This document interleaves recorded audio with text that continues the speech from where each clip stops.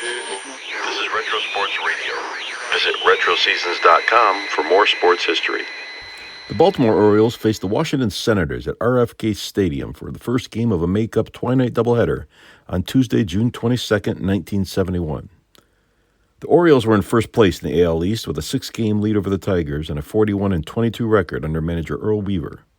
The Orioles went to the World Series the last 2 seasons, beating the Reds in 1970 for their second championship in 5 years. The Senators had been a struggling team for nearly a decade. They were an expansion team in 1961 that replaced the original Senators that moved to Minnesota to become the Twins, but they've only had one winning season in the past 11 years. They were managed by Ted Williams, who gave them the only winning season in his first year as manager in 1969. But they were once again struggling, finishing in last place with 92 losses in 1970. They were still in the cellar entering this game with a 23-40 record. This audio recording is from the Baltimore radio broadcast featuring announcers Chuck Thompson and Bill O'Donnell. In this battle of southpaws, Jim Shellenback for the Senators and Grant Jackson for the Orioles. The Senators will bat in the following order. Unser will lead off, play right field. Batting number 2, the third baseman, Dave Nelson. The number 3 hitter will be Frank Howard, and he's out in left field. Batting 4, the center fielder, and that is Elliot Maddox. The number 5 hitter, first baseman, Don Mincher. Number 6 hitter in the Washington order will be Paul Casanova. Batting 7 at second base, Lenny Randall. The number 8 hitter is the shortstop, Tim Cullen, and the pitcher is Jim Shellenback. Russ Getz will be the ball and strike umpire in game number 2 with Ray Phillips at first base, Larry Nass at second base, and Jerry Neudecker at third. Well, Merv Rettenman stands in to lead off for the Orioles, who will be battling now to get a split here tonight in Washington, and it's our pleasure to turn things over to our partner, Bill O'Donnell. Thank you, Chuck, and good evening again, everybody. Let's get started now with Game 2, and the left-hander Shellenback with a low fastball and 1 away. 1 ball, no strikes to Rettenmund. Defensively now in this second game with Shellenback, the Senators are using Nelson third, Cullen short, Randall second, Mincher first, and the outfield Howard, Maddox, and Unser. Line drive, right field, and Rettenmund starts quickly the second game with a line base shot to right. Well, no reason why we shouldn't have a base hit to start the second game after 24 base hits in the first game. As a matter of fact, Chuck, in the last 6 ball games, the Orioles have had now 52 base hits. That's the 4 games of the Yankees series and the game last night here, and of course the first game tonight. Here's Paul Blair, 5 hits in this series, and he swings and he fouls it off, strike 1. Rettenmund with a leadoff base knock against the southpaw Washington starter Shellenback. Shellenback has started and also relieved this year. His slider comes low. 1 ball and 1 strike. Now, Shellenback is what you would call primarily a junk man. He's got off-speed breaking stuff, also throws a palm ball, and throws sneaky sliders. He's got a 1-1 count at Work Flair. There's a ground foul by third base coach Hunter. 1 ball and 2 strikes. Going through this 6-game barrage of Oriole base hits. 16 base hits last night, 15 base hits in the first game tonight. Then go back to the Yankees series. He got 6 hits in game 1, 11 hits on Friday, 11 hits on Saturday, and 9 hits on Sunday. Flair with a looping fly ball to right field. Unser coming on. Makes a one-handed grab, and Blair has been retired. I'd say naturally the Oriole hitters are, they're just a bit happy about what has happened since the Yankees series began. Here's Frank Robinson. He appeared in the opening ball game as the pinch hitter. Frank came on with 2 runners on in an 8-6 ball game in the top of the 9th inning and grounded into a 4th play for the final out of the opener. In the series, Frank is 2 for 6. He hits a high pop-up foul to the Washington dugout on the first base side. Mincher's there, Casanova there, and Mincher reaches in and then loses the ball as it drops into the Washington dugout. Mincher came right to the top step and reached in.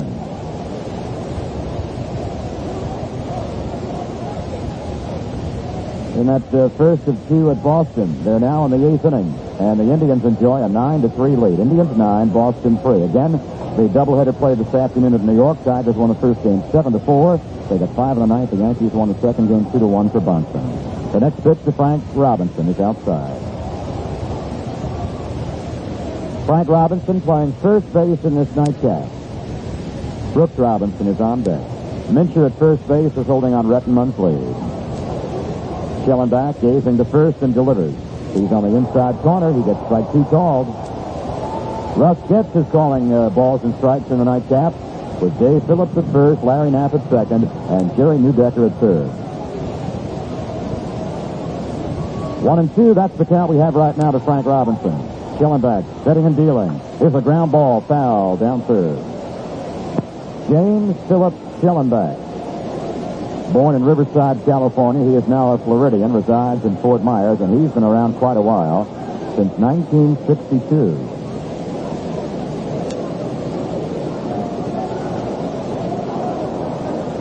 Although he's been around since 62, he did not become a major league pitcher actually until 1966. 1-2 to Frank. Low inside. 2 balls and 2 strikes.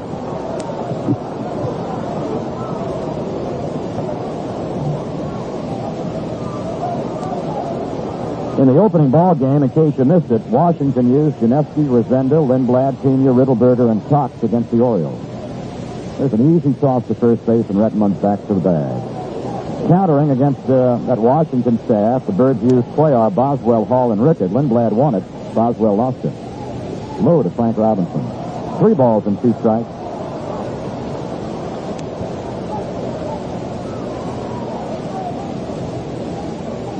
Frank batting .309. Shows 9 homers. 42 runs batted in. Rettenmund short late against the southpaw look of Shellenback.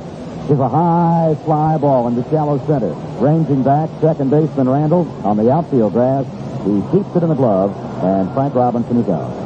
2 away in the top of the first inning of game 2. First game went to Washington 8-6. Here's Brooks Robinson. He is 2 for 7 in this series.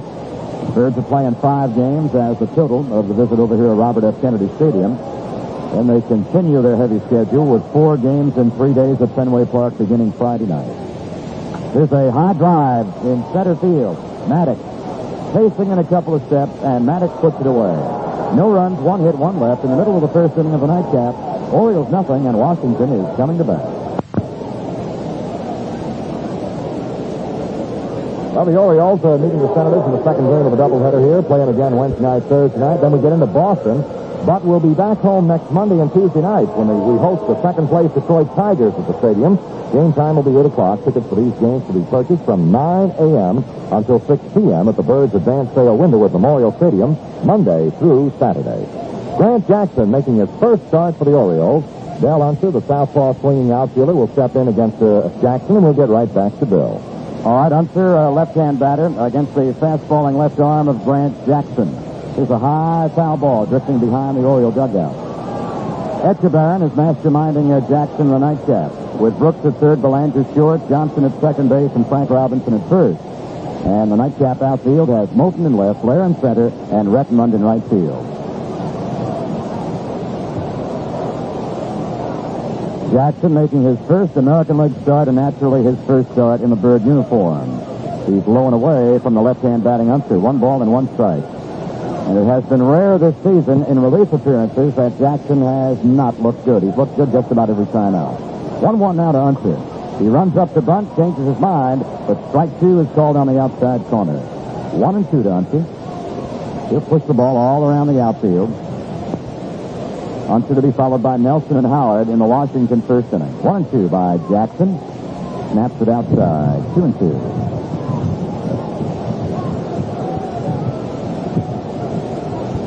Unser batting .288. He had a hitting streak stopped in the opener. Unser a line foul over the Oriole dugout.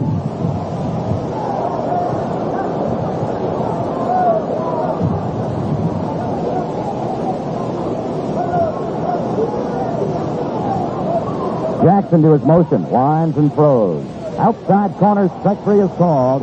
He bit the corner with a good knee-high fastball. So Jackson has the good start. Fans Unser looking. And here's Nelson now, the third baseman. Nelson's had a good series, 4 for 9.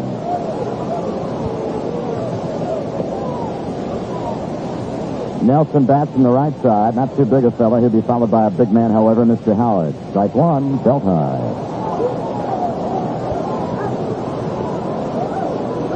Jackson leaning forward. Now he'll rock back. His 0-1 delivery. Grounded to third. Brooks is right on top of it. Brooks Robinson over to Frank Robinson, and two are gone in the Washington first inning.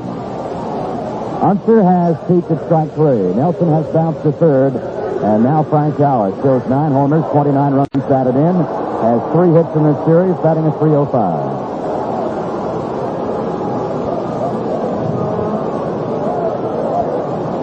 Howard bouncing back and forth now, waiting for Jackson's first pitch.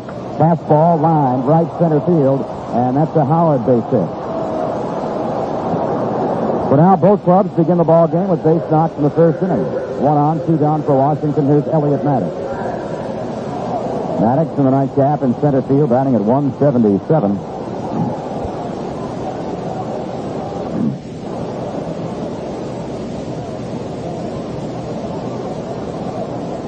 Howard leading, Frank Robinson holds. Jackson looking and firing, and it's fouled away out of play.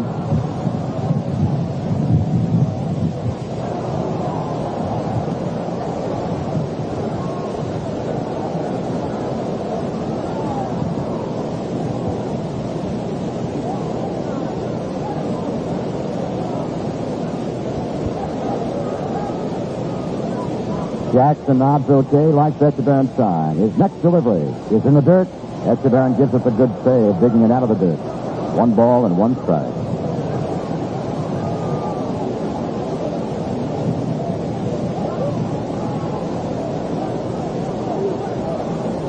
Tall Frank Howard towering as Frank Robinson holds him at first base. The 1-1 on the way. Bounce to short. There's Belanger with it. Throws to second. Plenty of time for the fourth play on Frank Howard. Begin to 1 inning of play. Orioles nothing and Washington nothing.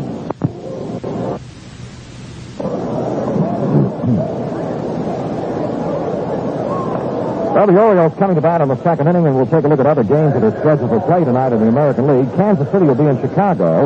Oakland will be in Minnesota, and California and Milwaukee later on tonight, and we may have a little information on that before we leave the air. All right, Bill. Chuck, here's Dave Johnson, and this is the top of the second inning. Johnson with a ground foul, beaten past third base coach Hunter. Dave Johnson, Kurt Moulton, Mark Belanger, top of the second inning. Shellenback, a 1-game winner. He has lost 3 this season with his 0-1 offering. Here's the ground ball back at third, backhanded by Nelson. Long throw, in time to just get Johnson. Nifty play by the Washington third baseman Nelson. So Johnson retired, and here's Moulton. Does appeared in the opening ball game as a pinch hitter during that Oriole 9th inning rally when he drew a walk. Moulton batting at 111.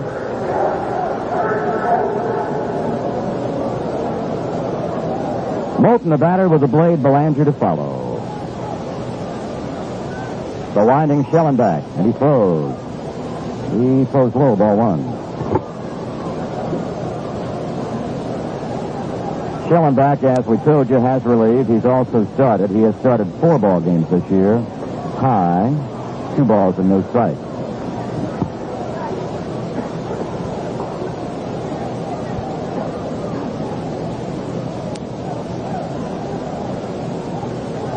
Shellenback goes to the pump and goes low. 3 balls and no strikes. I tell you, this Washington left-hander Shellenback has had his share of misfortunes and injuries during his career.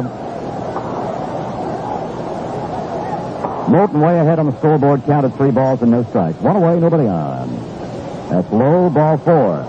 So Moulton's been up twice now in the doubleheader. Walked in the 9th inning of the opener, and now walks in game 2 with 1 out in the top of the second inning.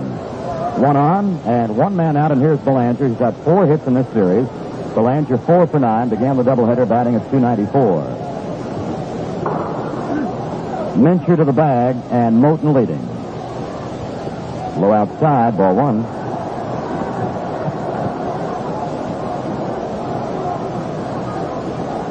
Against Belanger, both the shortstop Cullen and the second baseman Randall are playing halfway. Now Cullen backs up a little bit more short.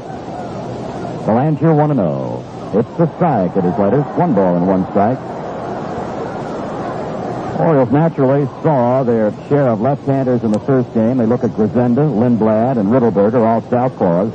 And now this Shellenback is the left-handed starter in the nightcap.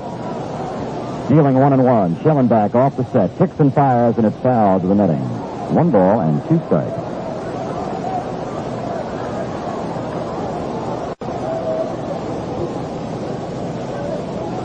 Belanger trying to advance Moulton. 1 gone, top of the second inning. He'll be followed by Andy Etchebarren and then down to Jackson, who's still back in the dugout.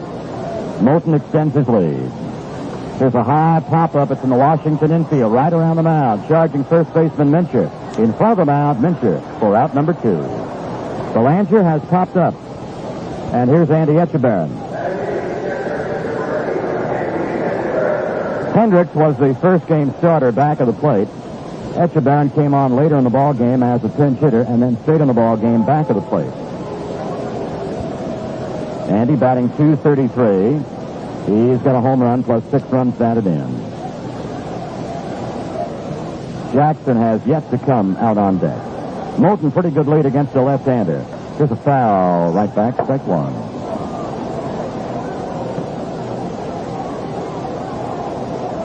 Don't forget now, the next time you'll see the Orioles in person, next Monday night. And those Tigers come in town for 2 ball games, Monday at 8 and Tuesday at 8. The 1 striker to Andy. He fouls it again to the screen, so he's down 0-2 to Shellenback.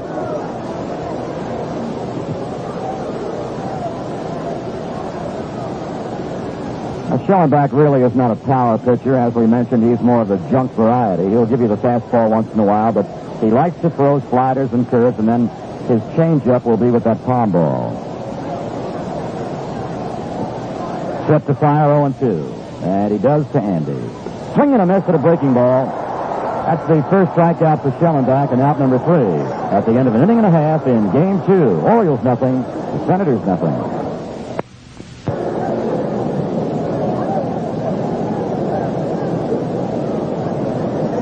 Bill and I are hopeful of being able to report on some National League games tonight, such as the Mets in Pittsburgh, Montreal and Atlanta, Philadelphia and Cincinnati. However, Houston will be out in San Diego, and then there are 2 other West Coast games with the Cardinals in Los Angeles and the Cubs in San Francisco. Bill? In the bottom of the second, Don Mincher fouling off Jackson's first pitch, so we're underway in the bottom of the second inning. Mincher, Casanova, and Rand will be the first 3 batters. Scoreless in the bottom of inning 2. Left-hander against left-hander. Breaking stuff, low outside. 1 ball, 1 strike to Mincher. Mincher had a big towering home run while up in the first game. He's got 5 homers, 16 runs batted in. Next pitch by Jackson is low. 2 balls and 1 strike.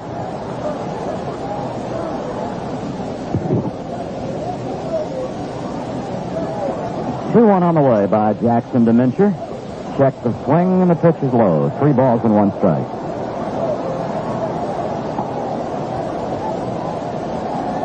Now, Jackson likes to work rapidly. He doesn't work as fast as, say, a Palmer, but he does work quickly. So Mincher slowed him down and moved out of the batter's box. 3-1. Strike. That came buzzing and nipping on the outside corner. So Jackson and Mincher have jockeyed the count to 3-2. Here it is. High pop-up into shallow left center. Here's Belanger backpedaling. Right there. Belanger for the putout.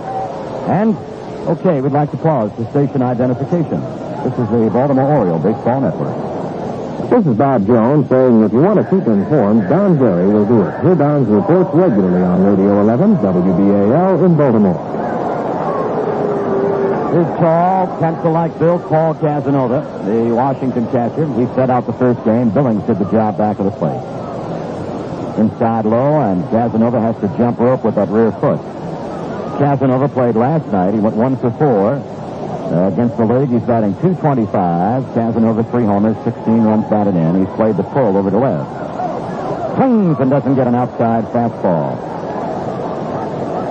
1 ball and 1 strike.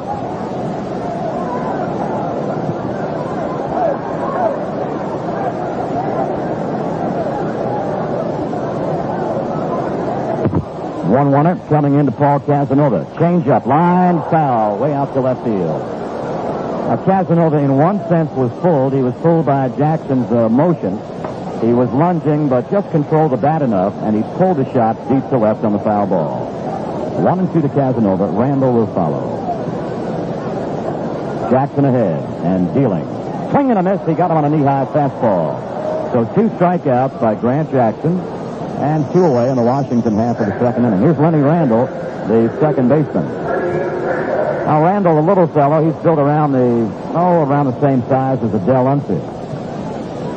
He might be even a little bit smaller than Dom Buford. He's not built, however, as strongly as Buford. He swings, fouls it off, loses his bat.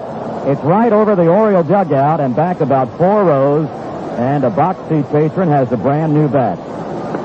Now, normally what they'll do is return the bat to the field, back to Randall, bring a bat out of the Washington dugout, and give the customer a new bat. Randall just completely lost the grip on the bat when he fouled off that pitch.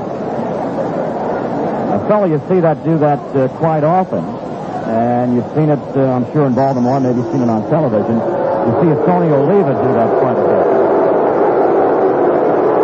Well, the young fellow doesn't want to give up the bat. Matter of fact, he's going to start to run out of the ballpark. Now, normally, and he's being stopped, and I'm sure the youngster's going to get a bat some way. He'll try to get the bat back to the dugout and bring another one out. There's a swing and a miss.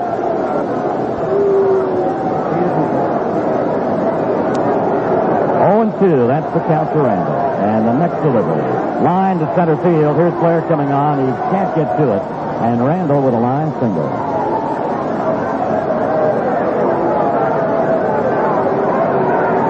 1 on, 2 away. That's hit number 2 against Jackson. Both Washington base knocks to come after 2 are gone. Howard got his last inning, and now Randall this inning. Here's Tim Cullen, the shortstop and the 8th batter in the order.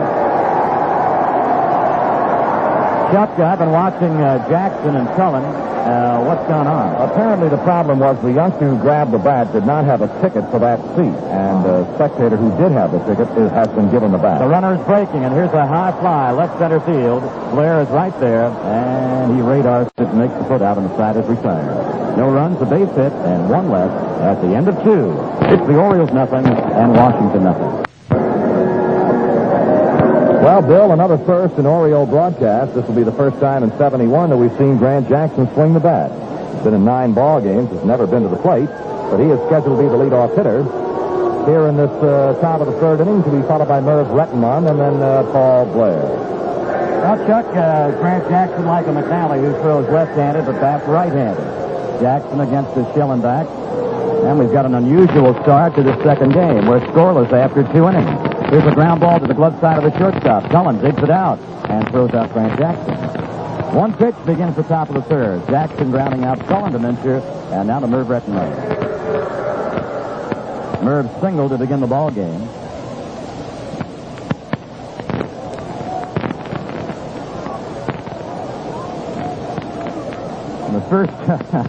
In the first 2 innings of the first game, we had a total of 6. We had 9 base hits. Production is way down here in the second game. Only 3 base hits. Base is empty and 1 away. Shellenback the southpaw to Merv. His high off-speed curve is ball 1. Well, Nelson, the third baseman, kind of smelling something. He was charging up the third base foul line into the grass. Merv has moved out of the batter's box and glanced for another sign from third base coach Hunter. Inside. 2 balls and no strikes. Together with Chuck Thompson, Bill O'Donnell, very delighted to be with you from the nation's capital tonight, all along the Oriole Radio Network. 2-0 fire. Down the middle, strike is called. 2 balls and 1 strike.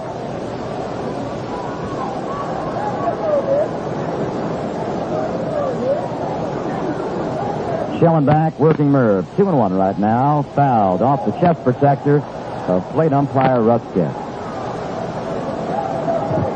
I guess this gentleman is no longer around, but maybe somebody on our radio audience would know just who was the man years ago who invented a chest protector. Whomever he was, he saved a lot of people. Off-speed curve, chopped to short. Cullen must hurry his throw. He gets it there just in time. Because of the slow chopper and the quick speed of Rettenmund, Cullen had to hurry his throw and got it there to Mincher. So 2 are out. Here's Paul Blair, 5 for 11 in the series. He flied to right field in the first inning. Blair has been on a pretty good hitting tear since early in June. Swings and foul, tips it off the chest protector of the catcher this time.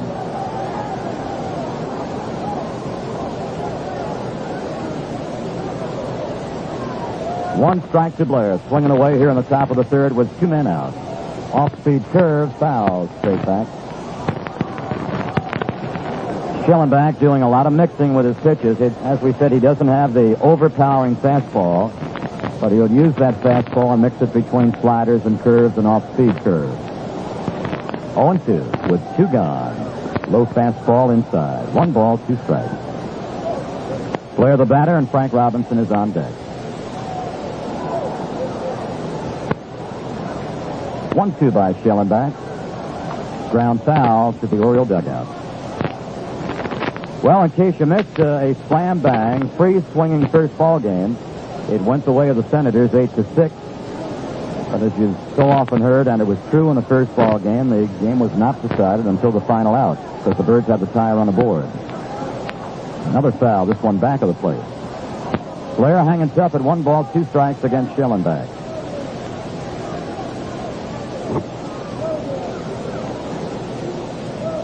Shellenback just fingers up the rosin bag quickly. He's ready to deal. Winds and works 1-2. Ground ball deep at third and off the glove of Nelson. From fair ground, it rolls into foul ground, and Blair has a base hit off the glove of Nelson. No, he doesn't have a base hit. It's an error. Nelson charged with an error on a ground smash. Back of third. He backhanded it. Got the glove on it. It bounced off the glove, then rolled across the foul line. So Blair safe on an error with 2 out. And Frank Robinson coming up.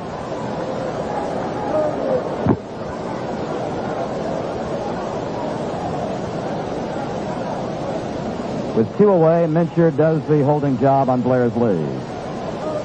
Off speed outside, ball 1. Frank fly to center in the first inning.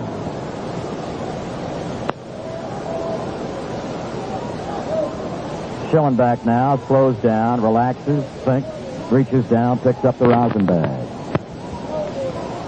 His 1-0 pitch. Low, 2 balls and no strikes.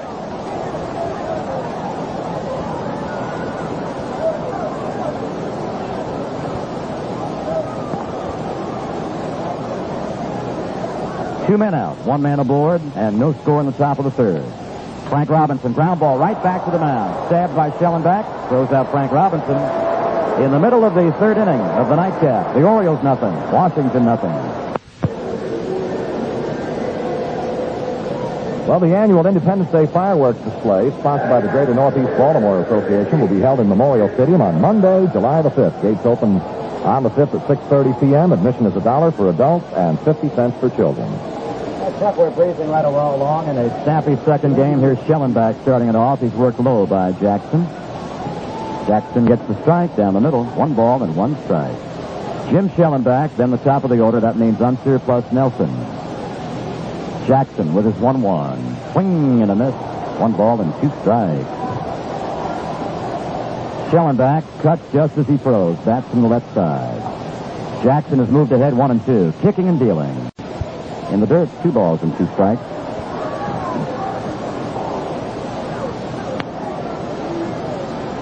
Jackson coming back quickly. 2-2 Shellenback. Swing and a strikeout. And that's the 3rd strikeout for Grant Jackson tonight. 1 away in the bottom of the 3rd. Now to the top of the order, and Unser. Unser looked at strike 3 to begin the bottom of the 1st inning.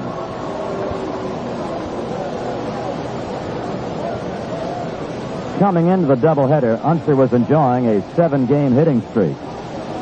And he had been on quite a hitting tear the last 6 or 7 ball games. Breaking ball, though, outside, ball 1. 1 ball, no strikes to the left-hand swinging Unser. Nelson's the on-deck man.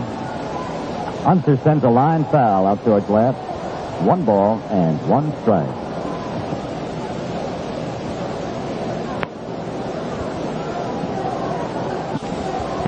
Moulton does not play back at all deep in left, nor does Blair into left center. Matter of fact, they play Unser kind of shallow. Ground ball to the shortstop. Belanger on top of it, and the good Belanger arm retires Unser.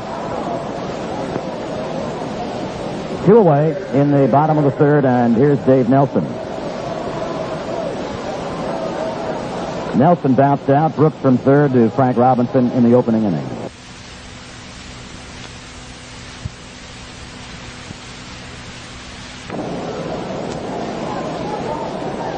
Jackson begins his windup and works the outside corner for strike one call. Jackson working right from the third base side of the rubber. He started to wind. Nelson wasn't ready and thought he might be quick pitch. All right, 0-1. Line drive, base hit, right field. A two-out single by Nelson. So Washington has had the same pattern now for the first three innings against Jackson. All base hits have come after two are gone. Howard had a two-out single in the first. Randall a two-out base hit in the second. And now Nelson a two-out base hit here in the third. Frank Howard's turn again. And the Orioles will jam the left side of the infield. They'll play Johnson, the second baseman, to the shortstop side of the bag and back deep. Frank Robinson at first base and holding on Nelson. So there's all the room now between second and first. Two gone, one aboard. Inside in low ball one. Howard rarely goes to right field, and he's played to pull by the outfielders in left and center. The lead at first by Nelson. Back he goes on Jackson's move that way.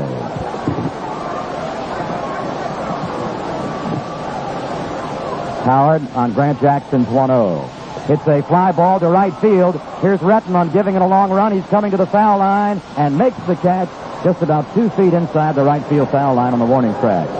Howard, the third out, and 3 innings are now on the books in the nightcap. The score, Baltimore nothing and Washington nothing. Final just in from Boston, and the Indians defeated the Red Sox 9-3 in the first of 2. National League scores: Mets, Pirates, no score at the end of 2. Montreal, Atlanta, no score after an inning and a half. Philadelphia, Cincinnati, no score, inning and a half. And no score after 3. Here's Brooks Robinson sending a towering fly left center field. And the center fielder Maddox into left center for the putout. 1 gone in the top of the 4th inning. Well, it's, believe it or not, as Robert Ripley said many years ago, scoreless in the top of the 4th inning. Dave Johnson is up. He was robbed of what might have been a base hit on a fine fielding play on a ground ball by third baseman Nelson in the 2nd inning.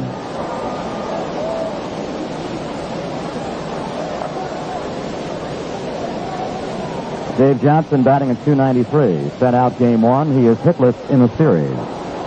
Inside, ball 1.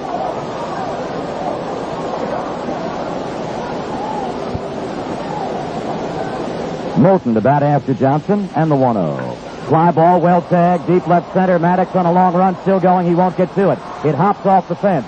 Here's Johnson going to second base, and he stays there with a long double, one hopping off the fence in left center. For Johnson, who incidentally leads the club in 2-baggers, that's his 13th double of the year. So Johnson halfway home in a scoreless tie in the top of the 4th inning. And the batter is Kurt Moulton.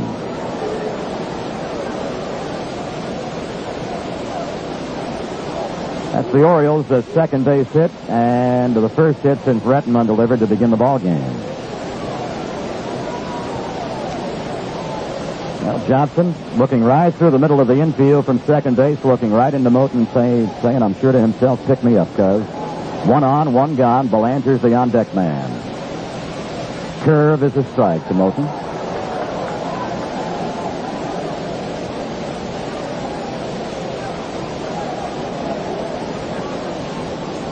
Shellenback setting up, sets to the belt. He's in the dirt and inside. 1 ball and 1 strike. No runs, 2 hits for the Birds in the top of the 4th inning. No runs and 3 hits for Washington. Left-handers dueling scoreless at the end of 3 innings. Randall, the second baseman, trying to drive Johnson closer to the bag as he leads away. Low to Cuz again. 2 balls and 1 strike.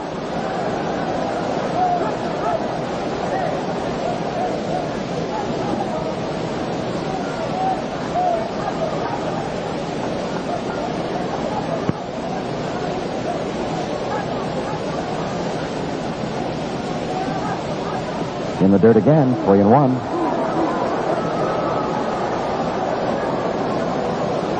Moat now finding out from third base coach Hunter. Should I swing? Should I take on 3-1?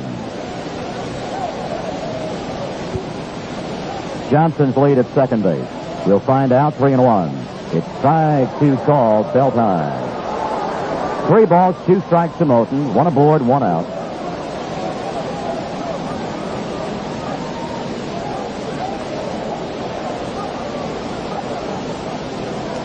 Shellenback straightens up, set, delivers 3-2. Ground ball over the mound near second base. Johnson goes to third. Randall fields, and the second baseman throws out Moten.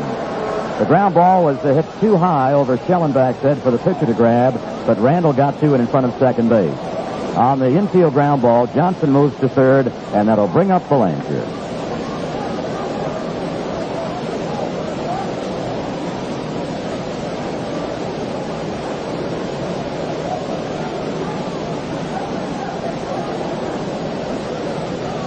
You know, Chuck and I have talked for years, and we're mighty happy to have talked in these terms about the stellar, outstanding, and almost unbelievable fielding plays of the Brooks Robinson. But here's a young man who's done an equally good job here in 1971. Belanger thrown low, ball 1. And Belanger, of course, also doing the outstanding job thus far with the bat. Belanger's at 294. 1-0 by Shellenback out of the full windup. It's popped up into shallow right center. On comes Unser. And Unser to shallow right center makes the put out. In the top of the 4th inning, no runs, 1 hit. Johnson stranded to third base. At the end of 3.5, it's still the Orioles nothing and Washington nothing. For the cooperation of the fine staff at WBAL Radio, here's the latest scores we have in the National League. 3rd inning, Mets and Pirates scoreless. 2nd inning, Montreal, Atlanta scoreless. 2nd inning, Philadelphia and Cincinnati are scoreless. As we are in Washington in the bottom of the 4th inning. Elliott Maddox bunting to the mound. Jackson fields, hurries his throw, and safe at first base is Maddox. Maddox, who has burning speed, just beat the throw off his bunt by pitcher Jackson, who was about 10 feet in front of the mound. I saw Palms down at first base, and now Phillips has called out on Maddox. Phillips put the Palms down, then he must have come up. So Maddox has been thrown out by Jackson.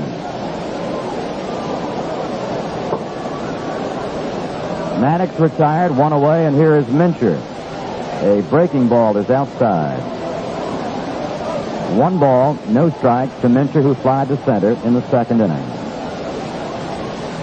Strike is on the outside corner. So the bang-bang play between Maddox and Jackson. Jackson has thrown out Maddox. The 1-1 delivery. Sidearm, low fastball outside. 2 balls and 1 strike. 2-1 by the winding Jackson. Strike on the outside corner. 2 balls and 2 strikes.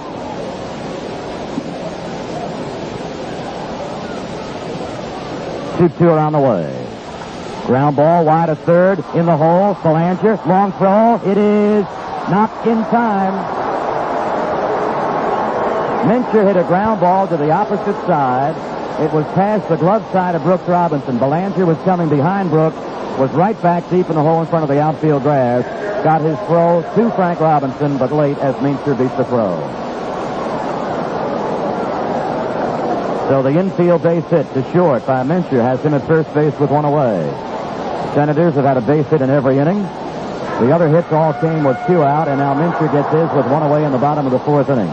Paul Casanova is up. A line drive to right field. It's a base hit to the corner. Here's Mincher turning second. He's on his way to third. Mincher's held up at third, and Casanova pulls in with a 2-bagger.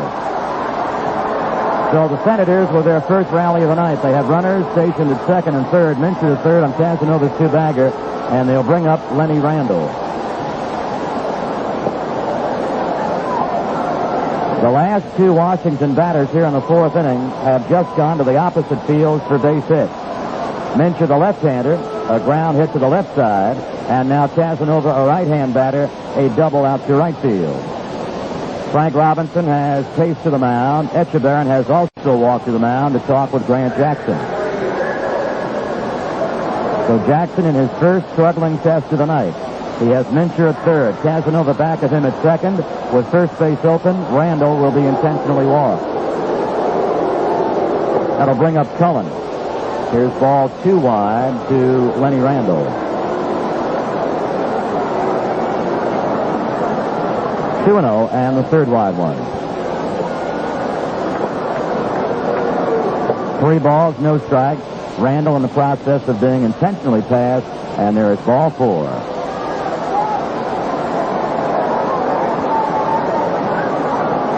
That is Jackson's first walk of the night. Matter of fact, all season long, while we're talking about walks, Jackson in relief has had outstanding control. Here's Cullen now batting. And with Washington loading the bases against Jackson, in the bottom of the 4th inning, the Bird bullpen gets busy with Tom Duke.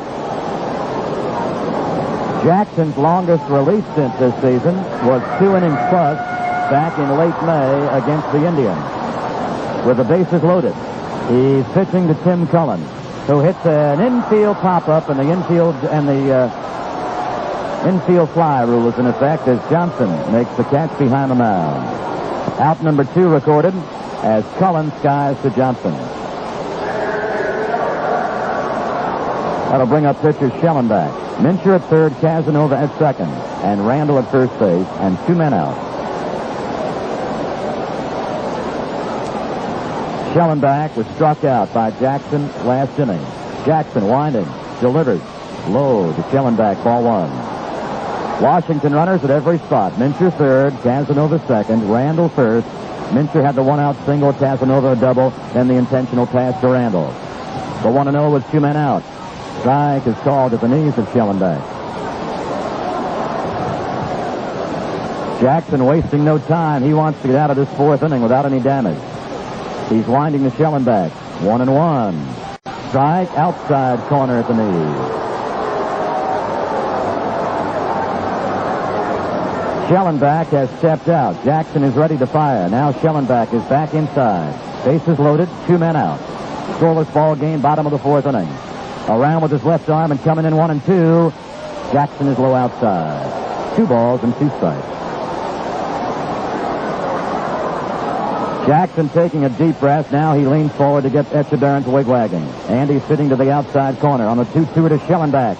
It's low. 3 balls, 2 strikes, bases loaded, and 2 men out, and everybody will start to move. Now Echeverrien is reminding Jackson, look, you've been taking a full windup, but now with 3 balls and 2 strikes and 2 out and the bases loaded, Andy has told Jackson to go to a stretch motion. Jackson does set. Here's his 3-2 pitch. Strike 3. He gets out of it. He burned the fastball right by Shellenback, who gave it the peak. At the end of 4 innings. Baltimore nothing, Washington nothing. Well, a courageous bit of pitching on the part of Grant Jackson to get him out of a nasty mess in the bottom of the 4th inning. The Orioles ready to come on the top of the 5th. And before they step in, we step out for a station break. This is the Baltimore Oriole Baseball Network. Dan Spad speaking, urging you to be fully informed on what's going on in the world. Here Ken Jackson's newscast on Radio 11 WBAL Baltimore. The new batter against the southpaw Shellenback, if the Orioles come on in the 8th inning, in the top of the 5th inning, will be Andy Echeverrien, and Shellenback has held the Orioles to but 2 base hits. A double by Johnson, the leadoff single by Retman, and here we go to the top of the 5th and back to Bill. And we go with Andy Echeverrien, Chuck, then Grant Jackson, and Merv Retman. Well, we haven't had a ball game like this for quite a few days. Scoreless in the top of the 5th inning. Low to Andy Echeverrien. We did have a ball game somewhat like this to begin the Yankees series. We had a 1-1 tie until a tie-breaking home run by Elrod Hendricks. Swing and a miss by Echeverrien. 1 ball and 1 strike. That was the Thursday opener to the Yankees series when the ball game was tied 1-1, and then Hendricks banged the 2-run homer in the 6th inning. 2 hits for the Birds, 5 hits for the Senators, and scoreless in the 5th inning. Here's a ground ball back to the mound, fielded by Shellenback. His throw and plenty of time to Mincher, and there's 1 gone in the top of the 5th inning. Here's Grant Jackson now. He was up in the 3rd and grounded out short to first. The Oriole hits thus far have been by Rettenmund in the 1st inning and by Johnson in the 4th. Johnson's base knock was a deep 2-bagger to center. Jackson runs up to bunt and doesn't get it. Strike 1.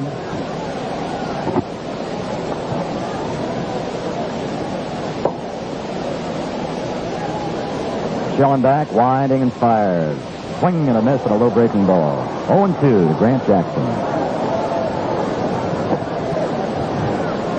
Jackson stands right to the front of the box. Jackson now is showing his bat to plate umpire Russ Getz. And Jackson may be asking for a new piece of lumber. He is. He's taking a bat from Merv Rettenmund. Merv was waving a bat on deck. Jackson was just not satisfied with the bat he was using. And he walked over to Merv and took Merv's bat. 0-2. Low, 1 ball and 2 strikes.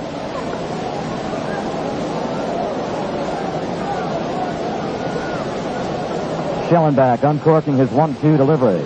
In the dirt and inside. 2 balls, 2 strikes. Jackson batting in the top of the 5th inning. Senators won the first game 8-6. And this ball game, the second one, is scoreless with 1 gone in the top of the 5th. 2-2 coming in. Outside. 3 balls, 2 strikes.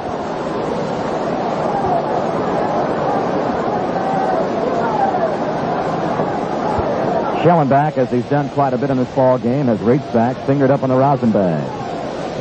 His money deal right here to Jackson. Swing and a strikeout. That's the second strikeout tonight by Jim Shellenback. And the leadoff man, Rettenmund, with a base hit, and he's grounded to short.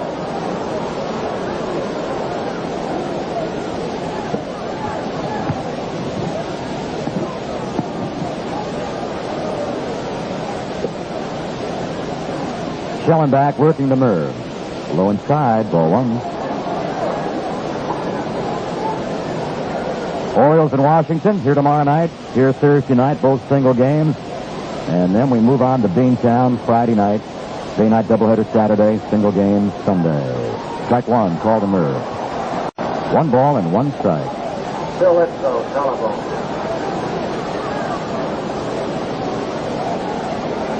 Shellenback back again. Here he comes, 1-1. He goes off speed and outside. 2 balls and 1 strike.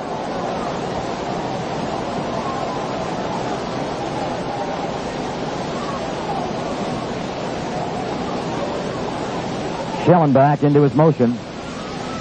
He's inside low. 3 balls and 1 strike. Rettenmund batting .272. Merv's got 2 homers, 22 runs batted in. He's ahead, 3 balls and 1 strike. Shellenback delivers. Foul ball back out of play. 3-2 to Rettenmund. That's the count with the bases empty in the top of the 5th inning and 2 men out. In the single game here tomorrow night, it will be Jim Palmer against Dick Bosman. That's a duel of right-handers as Palmer goes after his 10th win. Then McNally against Brown Thursday night. 3-2. Fly ball, well tagged. Deep to left field, and this is going to be a Merv Rettenmund home run. Number 3 for Rettenmund, and that puts the Orioles ahead, 1-0.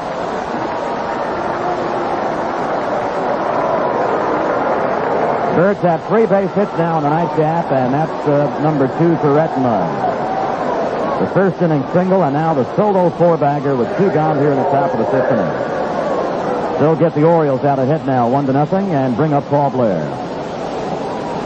Blair slide to right and safe on an infield error. Swings and doesn't get a high fastball.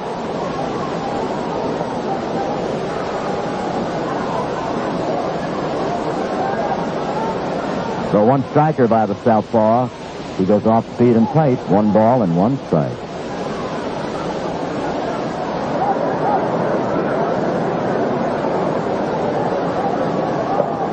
To the windup, Shellenback against Blair, 1-1. Off speed and outside. 2 balls and 1 strike.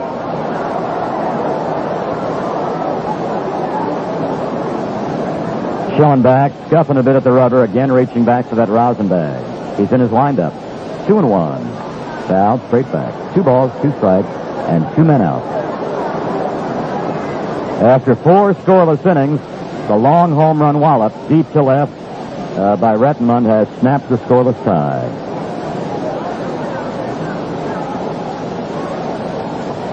Blair on the Shellenback 2-2 pitch. Fouls it back behind the plate. Blair now has requested time. He's looking at his left hand. He might have, well, it's kind of tough to figure what might have happened. He might have maybe split a nail on the left hand. He's being looked at right around the Oriole bat rack, although we are screened from the actual location. I would assume he's being looked at by both manager Earl Weaver and trainer Ralph Salvon. Blair is holding the bat in his right hand, and whatever is bothering him is on his left hand.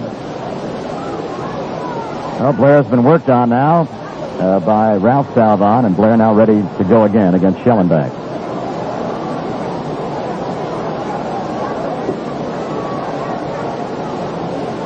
2-2 pitch coming right in. Foul to the screen. As Blair just fouled off that pitch, he was holding the bat again in his left hand and shaking his right hand.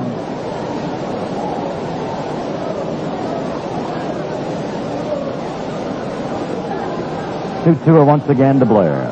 Ground ball, back of third, backhanded neatly by Nelson. Throws out Blair. Another nifty fielding play by the Washington third baseman retires the side. But the Orioles go ahead on a 2-out homer by Merv Rettenmund. And in the middle of the ball game, the score, the Orioles 1 and Washington nothing.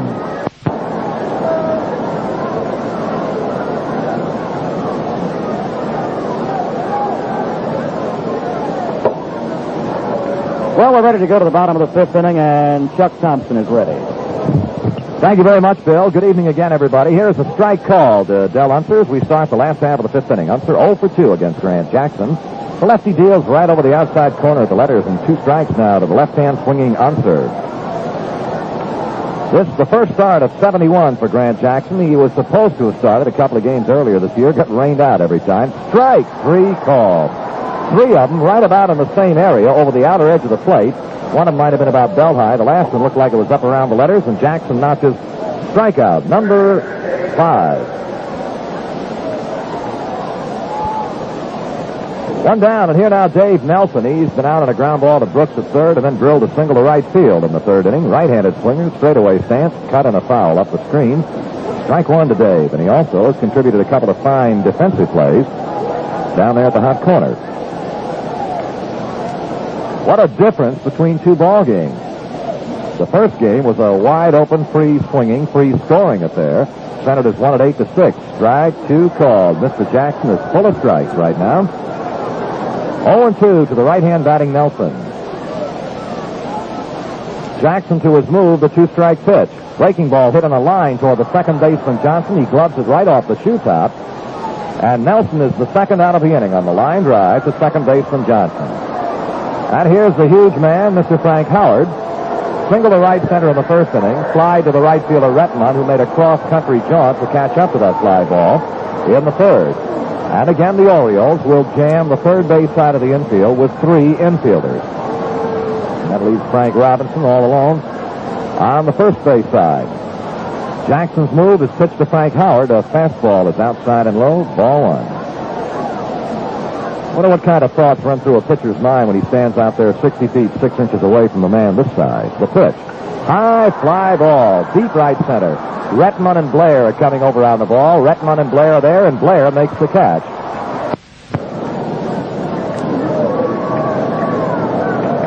Here is Frank Robinson against Jim Shellenback, and the southpaw's first offering is low inside, ball 1. Frank skied to center field, went out pitcher to first. 0 for 2, and 6 for 2 coming into tonight's game against Washington. A line drive on the alley in left center field. It's going to be in for the base hit. Rushing over to cut it off is Elliot Maddox, and Frank Robinson starts the Orioles' 6th inning with a line shot on the alley in left center. That'll bring out Brooks Robinson. He has twice hit the ball to center fielder Elliot Maddox.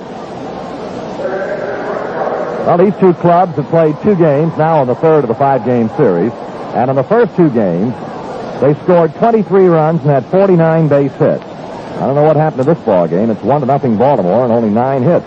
The pitch.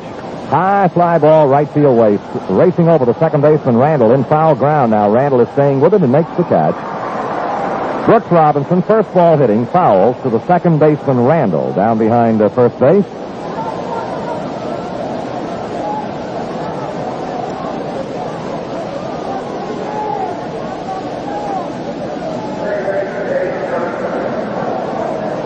And the batter now will be Dave Johnson with 1 out. And Frank Robinson at first base. Johnson was retired on a good play by third baseman Dave Nelson in the second inning, and then he drilled a double in the alley in left center. Dave says, Mr. Umpire, take a look at that baseball. Looks at it, says it's okay, and returns it to Shellenback. As Bill has told you, in the baseball terminology, here's a quick throw to first base. Shellenback is sometimes referred to as a junk baller, but he also will use the fastball, and he spots it occasionally and does not try to throw it really for strikes. He just tries to get you to chase it. The pitch for Dave is low with a fastball, ball one. But he has a pretty good assortment of breaking stuff. Not too many years ago, this fellow was in a terrible automobile accident, and they felt that he would never play baseball again. But he fooled them. So 1-0 to Dave. Swing and a miss at the off-speed pitch.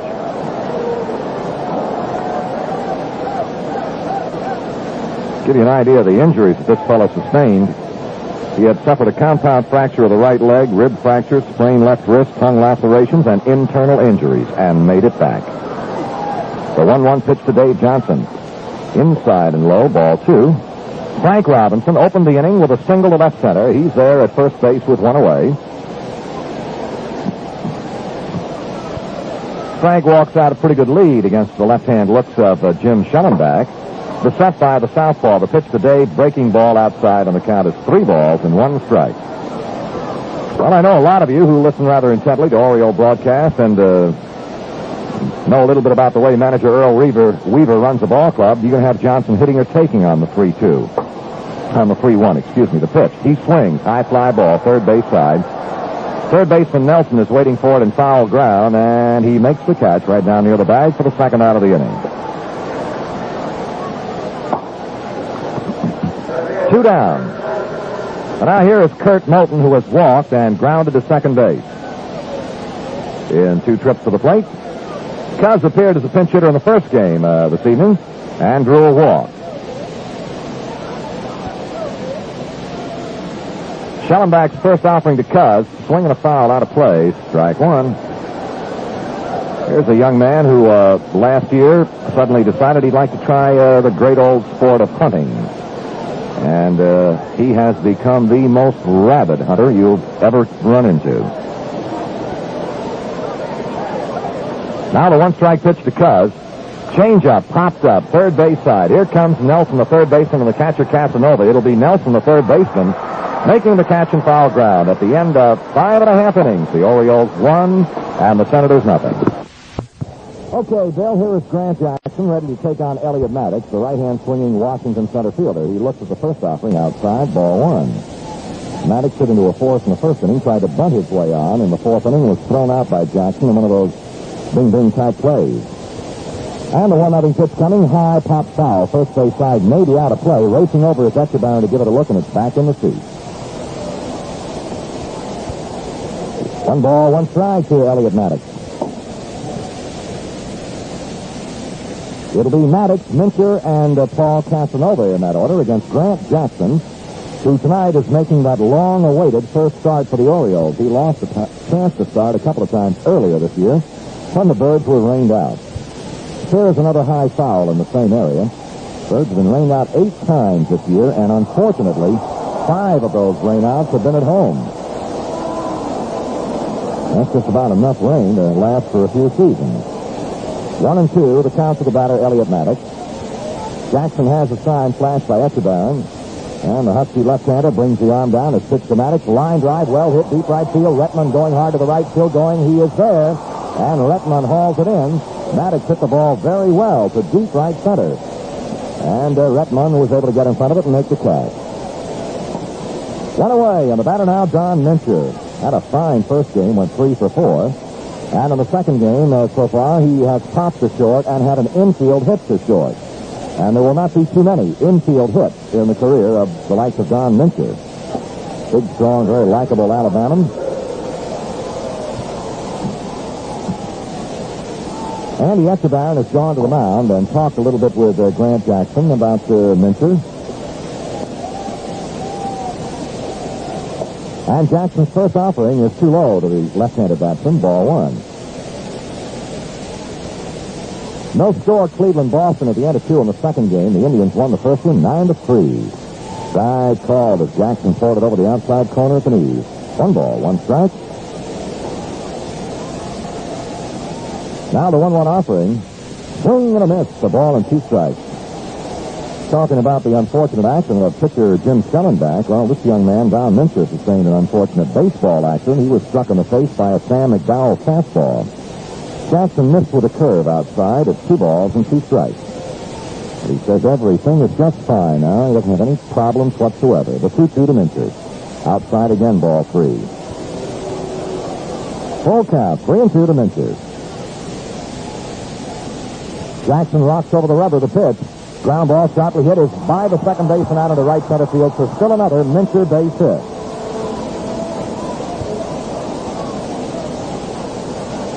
A 1-out single to right center off the bat of Mincher brings in Paul Casanova.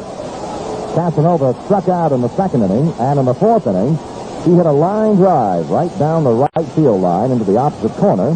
Good for 2 bases as the Senators loaded the bases with only 1 out in the bottom of the fourth against Jackson, but could not break through. Jackson's pitch is too tight to Casanova. Ball 1. Time. Escobar is going out to toss again to Grant Jackson.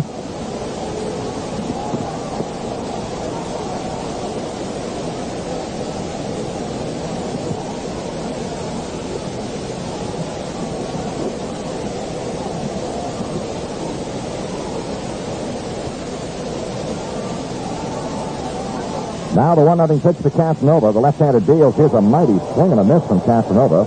And the count even to the ball and the strike. Mincher, the runner at first base, he's had a very fine series. He had a hit in the opening game. He had 3 in the first game. He's got 2 in this game. A total of 6 hits in the 3 games played so far. And we're just a little more than halfway through this one. The 1-1 pitch to Casanova, swinging a ground foul right at the plate. Connie Dukes is up and throwing in the Oriole bullpen. And they've got a little activity out in the Senator bullpen. The Oriole bullpen is tucked away in the left field corner. The Senator bullpen is in left center field. They are back-to-back out there. A ball, 2 strikes to Casanova. Jackson ready to go. He checks the runner at first base, deals just inside. 2 balls, 2 strikes. Casey Cox is the right-hander throwing in the Washington bullpen.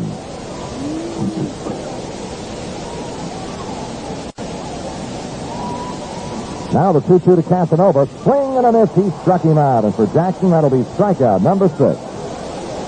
2 away in the Washington half of the 6th. And the batter now will be Lenny Randall. Lenny is single to center field in the second inning, and he was given the intentional walk in the 4th inning.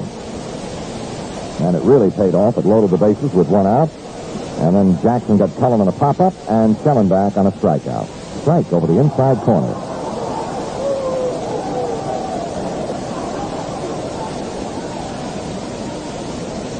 Mincher leads first base with 2 down. Jackson is inside with a sin to even the count at 1 ball and 1 strike.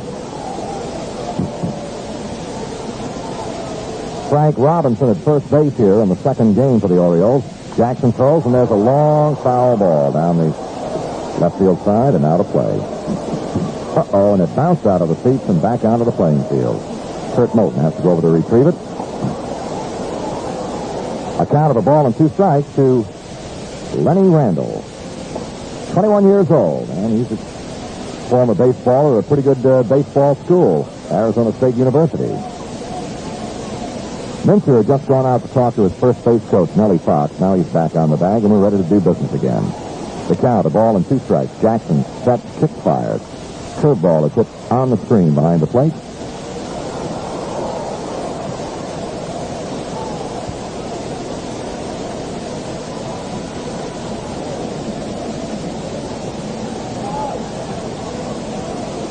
Now the 1-2 pitch to Lenny Randall. Ground ball sharply hit at Brooks at third. He's got it. The throw will be second base, the 4th of Mincher to end the inning. And at the end of 6 complete, it's Baltimore 1, Washington nothing. Well, here's our first report on the second game in the Indian-Red Sox doubleheader at Boston. It's scoreless between the Indians and the Red Sox going to the top of the 3rd with Rich Hand against Sonny Siebert. The Indians won the first game by a score of 9-3. Mark Belanger leads off against Shellenback, and here's a strike call to Mark. Belanger tonight has popped a short fly to right field in 2 previous turns. He shows 4 hits here in the series. The pitch coming to Belanger in the dirt, and that'll level the count of the ball and a strike. Belanger will be followed by Andy Etchebarren and then pitcher Grant Jackson. We owe you a station break up and down the Oriole network, and we'll get it for you as soon as possible. Pitch. Swing and a looping fly ball to shallow center field. Maddox coming on, will not get there, and it drops for the base hit. And on that base hit, we're going to take a station break. This is the Baltimore Oriole Baseball Network. This is Nick Steffen advising you to hear John Stedman's Sports Wire broadcast at 7:15 mornings on Radio 11 WBAL in Baltimore. Andy Etchebarren steps in, and the station break reminded us of the fact we had a visitor from down in Raleigh, North Carolina tonight. Rayford Hill came by our booth to say hello, came up to watch the Orioles. He listens to them out of WSLS in Roanoke, Virginia. Here's a swing and a foul ball out of play on the mezzanine behind the plate. Strike one to Andy Etchebarren. He has fanned and hit a tapper to the mound. Casey Cox is throwing again in the Washington bullpen.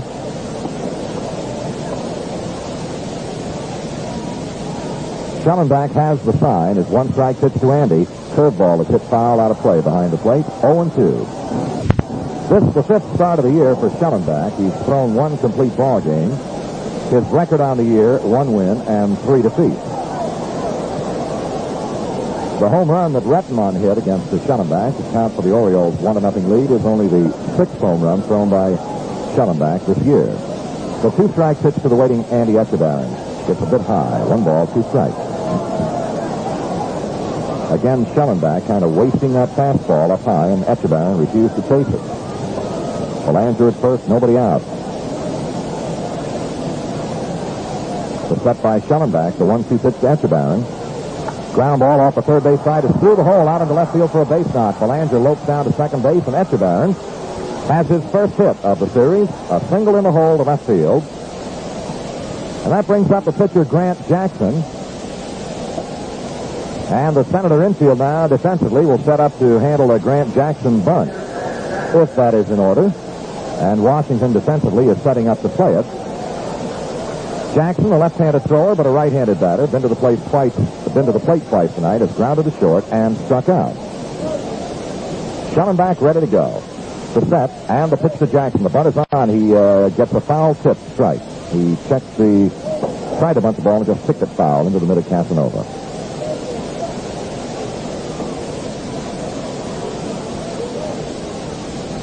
Behind Grant Jackson comes leadoff hitter Merv Rettenmund.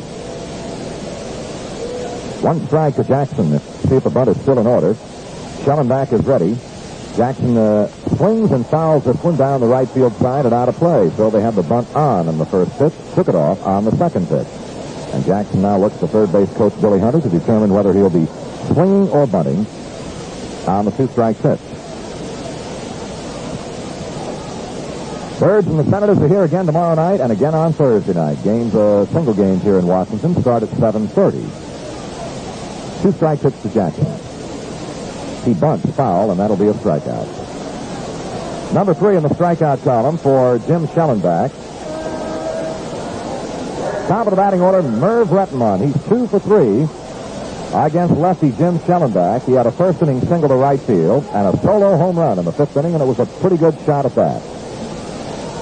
Well, a familiar sight in game number 1 is on the scene again in game 2. Pitching coach Sid Hudson is making his way to the mound, and he'll talk a little bit with Casanova and Shellenback. They have the right-handed Casey Cox ready in the Washington bullpen. The Orioles, leading at 1-0, have 1 out and runners at first and second here in this top of the 7th inning of game number 2. Well, Hudson delivered the message and is on his way back to the dugout on the dead run, and Shellenback will stay in the ballgame.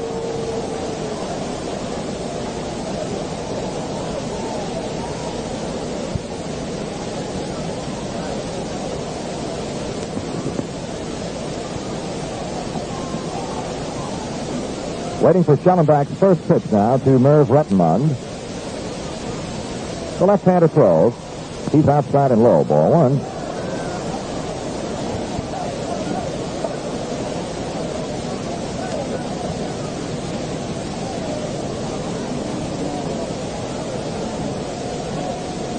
One ball, no strikes for Rettenmund. 1 away. Runners at first and second base. Pitch is a high breaking ball, and the count now 2-0 to Merv.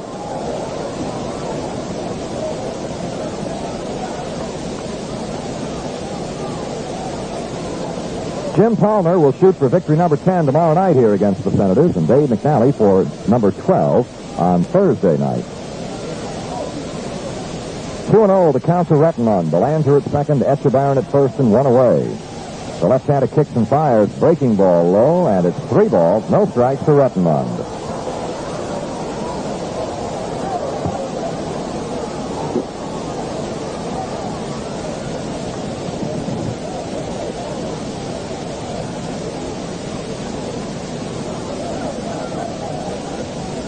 Shellenback ready with a 3-0 pitch to Rettenmund. He deals. Low, ball 4, and they are loaded for Paul Blair. And now here comes Hudson again, and this apparently is going to be it for Shellenback. It's the second visit if Hudson goes to the mound. He is not going to the mound, however. He is coming over to talk to the plate umpire, Russ Getz. And now he is going to go onto the mound because they will make more than just a pitching change. So Shellenback is going to be lifted, and while the new pitcher makes his way to the mound, let's pause for a moment. Well, the Senators are not only making a change at the mound, lifting starter Jim Shellenback and bringing on the right-handed reliever Casey Cox. They are also making an infield change. As a matter of fact, changes at both short and second. Tim Cullen, the shortstop, remains in the ballgame, but moves over to second base in place of Lenny Randall. Toby Hara comes out of the Washington dugout, and Hara will be the new shortstop. So Hara to short, and Cullen moves from short to second. As far as their spots in the batting order are concerned, Cox will bat 7th. That's where Randall had been. And Hara will bat 9th. And naturally, that's where the starter Shellenback had been. Shellenback gives up base hits to Belanger and Etchebarren this inning. He did get Jackson bunting foul on a 3rd strike. He has just walked Rettenmund, and he has been yanked in favor of Casey Cox. So Shellenback worked 6 1/3 innings. He has given up a total of 6 base hits. He has walked 2, and he has fanned 3. And it was Casey Cox who was the relief pitcher with the tie run aboard in the top of the 9th inning of Game 1. As a matter of fact, Casey Cox came on with only 1 man out, and he got Brooks Robinson on a fly ball, and then got pinch hitter Frank Robinson on a ground ball, and an eventual fielder's choice to wrap up the ball game. So Casey Cox has replaced Shellenback, with the Birds continuing to threaten here in the top of the 7th inning. They are leading 1-0. They've got the bases loaded. They've got Rettenmund at first.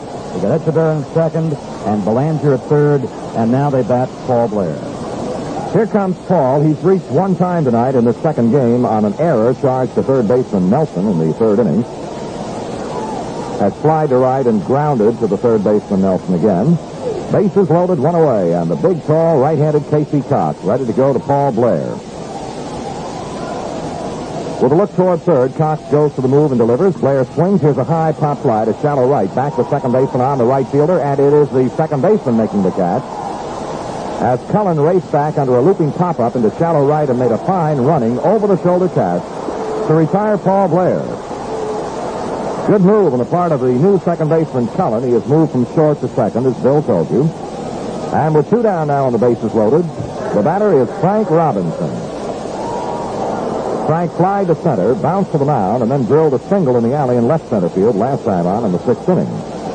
And in the first game of the doubleheader, as Bill told you, it was Frank batting against Casey Cox in the top of the 9th inning that hit into a force play that ended the ball game.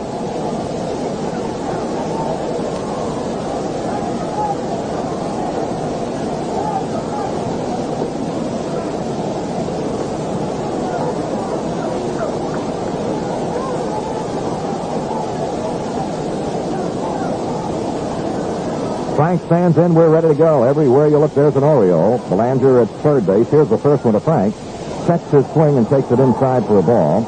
Belanger at third. Etchebarren at second. And Merv Rettenmund, the runner at first base. 1 ball, no strikes to Frank Robinson.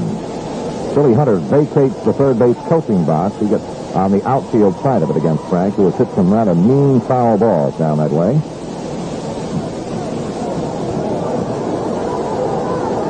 Now the 1-0 pitch to Frank. Cox, the relieving right-hander, delivers. Ground ball hit off the third base side. The shortstop Harris there. The throw goes to second base. Not in time. And the run scores. A hustling Merv Rettenmund beats the throw to second base. And the Orioles pick up another run.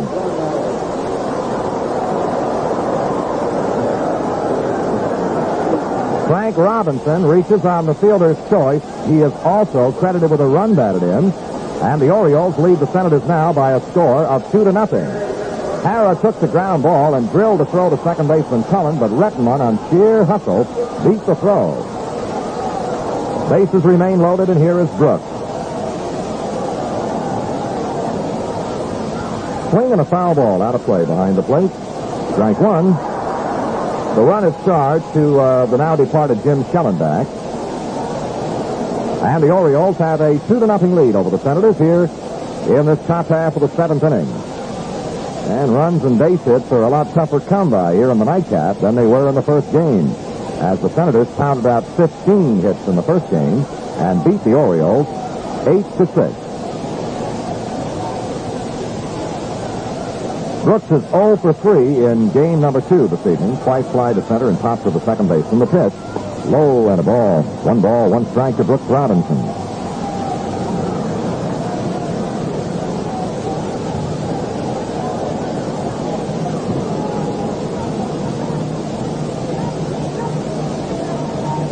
Frank at first, Rettenmund at second, Esteban at third, 2 down.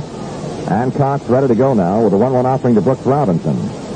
He's got a strike over the outer corner at the knees. Good hard breaking pitch from Casey. 1 ball, 2 strikes.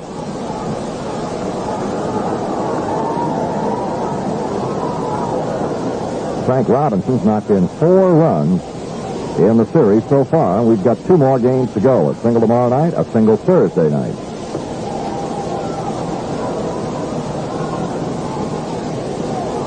Now the 1-2 pitch to the waiting Brooks Robinson. No, Casey Cox broke contact with the rubber. He's not quite ready to go.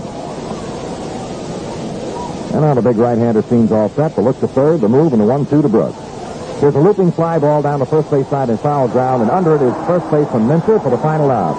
Actually, it was kind of a check swing, and Brooks fouls to the first baseman Minter for the final out. At the end of 6.5, Baltimore 2, Washington nothing. Well, with a lead of 2-0 behind Grant Jackson, as we move to the bottom of the seventh inning, the Birds have made quite a few defensive switches. Frank Robinson, the first baseman, stays in the ball game. Frank Robinson goes to right field. The new first baseman will be Boog Powell. And Merv Rettenmund, who had been playing right field, also remains in the ball game. Rettenmund moves to left field, replacing Kurt Moten. So Powell, as far as the Oriole batting order is concerned, Powell will bat in Moten's spot between Johnson and Belanger. Okay, Chuck. Here's the ball 1 inside to the right-hand swinging Cullen as we go to the last half of the seventh inning. 1 ball, no strikes to Cullen. And behind Cullen will come Toby Hara. Here's a strike called over the inside portion right at the hands, and Cullen ran the hands up the bat, leaned in over the dish, took it all the way. A ball and a strike. Toby Hara behind Cullen. Jackson throws, strike 2 call. Again, he worked it inside, right at the hands to Cullen.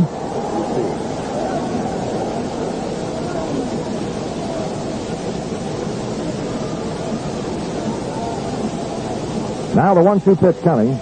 Low and inside, 2 balls, 2 strikes.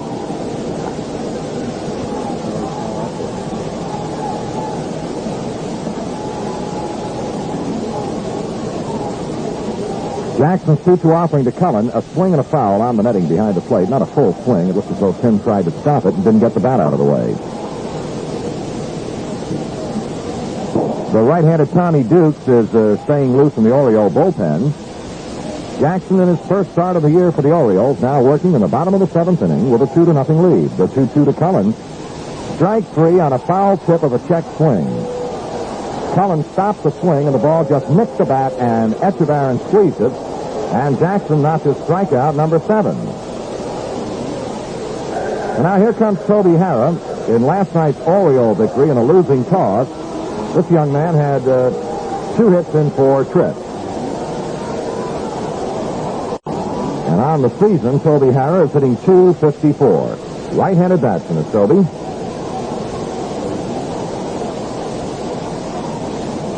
Jackson waits for him to get in. He's all ready, and now the lefty's pitch is cut on and fouled out of play behind the plate. Strike 1 to Toby Hara. The Oriole outfield is set to play Hara as a pull hitter, as Blair is pretty well around in the alley in left center. Pitch. Long drive down the left field side. It's a foul ball, and it's going to be out of play. 2 strikes to Toby Harrah.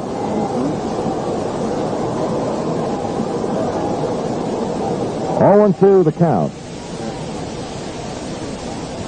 Jackson looking at the sign flashed by Echebarren starts the motion and throws.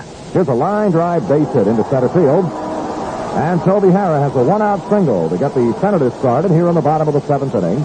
And that'll bring on the top of the batting order Dale Unser.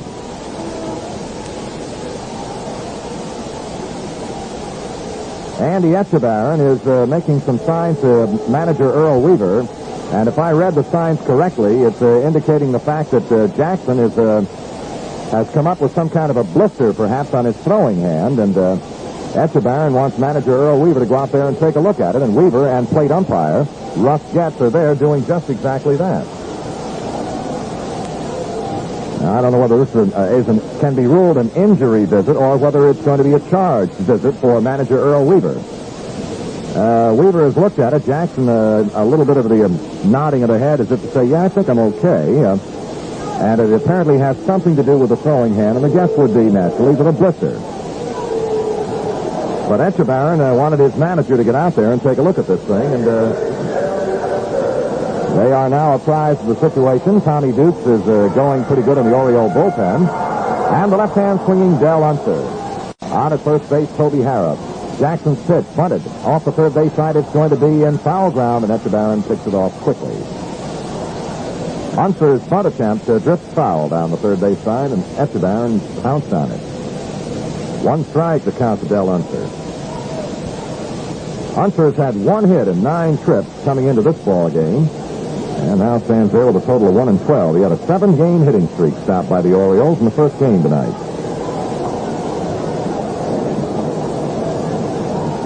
One away, Harrah, the runner at first. Boog Powell is holding with him, and Jackson eyeing the signs from Echebarren. The lefty's 1 strike offering, a low and outside, and a good save by Andy Echebarren. 1 ball, 1 strike.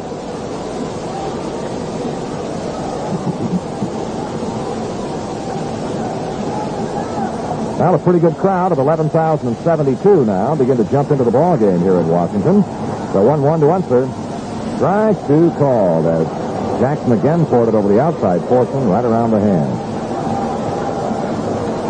Jackson got Unser looking at a 3rd strike in the 5th inning, and it was a pitch about in the same area over the outer portion of the plate, maybe up around the letters. Now the 1-2 to the waiting Dale Unser. Here it is. Swinging a foul right behind the plate. Count rides, the ball, 2 strikes. Well, the Yankees and the Tigers split a pair this afternoon. The first one went to Detroit 7-4. The nightcap for the Yankees 2-1. Indians bombed the Red Sox 9-3 in the first game. And there's no score in the second game. Here goes the runner. The pitch is taken for a ball. The throw to second base is much too high. Belanger went leaping up to save the throw. And in with a stolen base is Toby Harrah.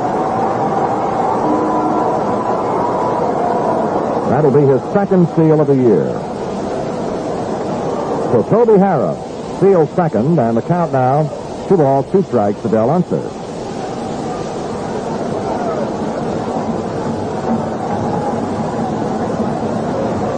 And the pitch. Jackson throws. Low and outside, and now it's 3-2. Full count to Unser.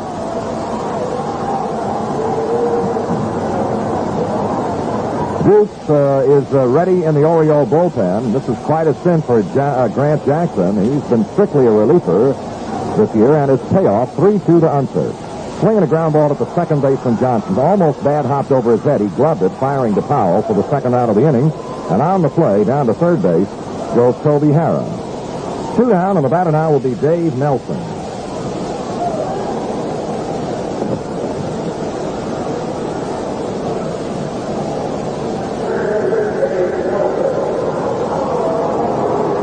Jackson's longest stint this year has been 2 1/3 innings, and that's quite a while ago against Cleveland, the 27th of May.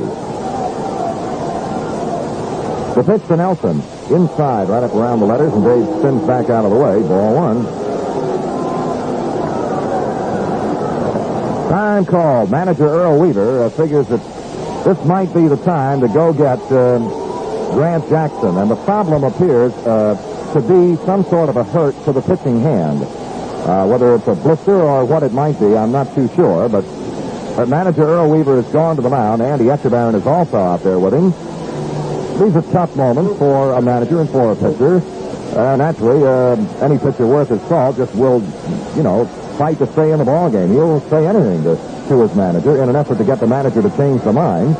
But Weaver does not change his mind, and Grant Jackson heads for the dugout with a very fine stint against the Senators tonight in his first start as an Oriole. Bill? Well, Chuck, if I may add to your comments, I think there are quite a few remarkable things about what Grant Jackson has accomplished tonight. Number one, as you just pointed out a couple of moments ago, his longest relief stint this season, 2 1/3 innings, back in late May against the Indians in a ball game back in Baltimore. Additionally, with this being his first start, Jackson has not even worked in a game in relief since the 15th of this month. That was back home against Milwaukee, or just a week ago tonight. So he had done no pitching on the mound, even as a reliever, in 1 week's time. Despite the fact that he has not worked a lot, despite the fact that most of his relief appearances have all been very short, tonight making his first Orioles start of the year, and a week away from his last pitching appearance as well, Jackson's control just simply outstanding. He did walk a man, but that was Randall in the 4th inning, but Randall was intentionally walked when Washington had runners at second and third and just 1 out.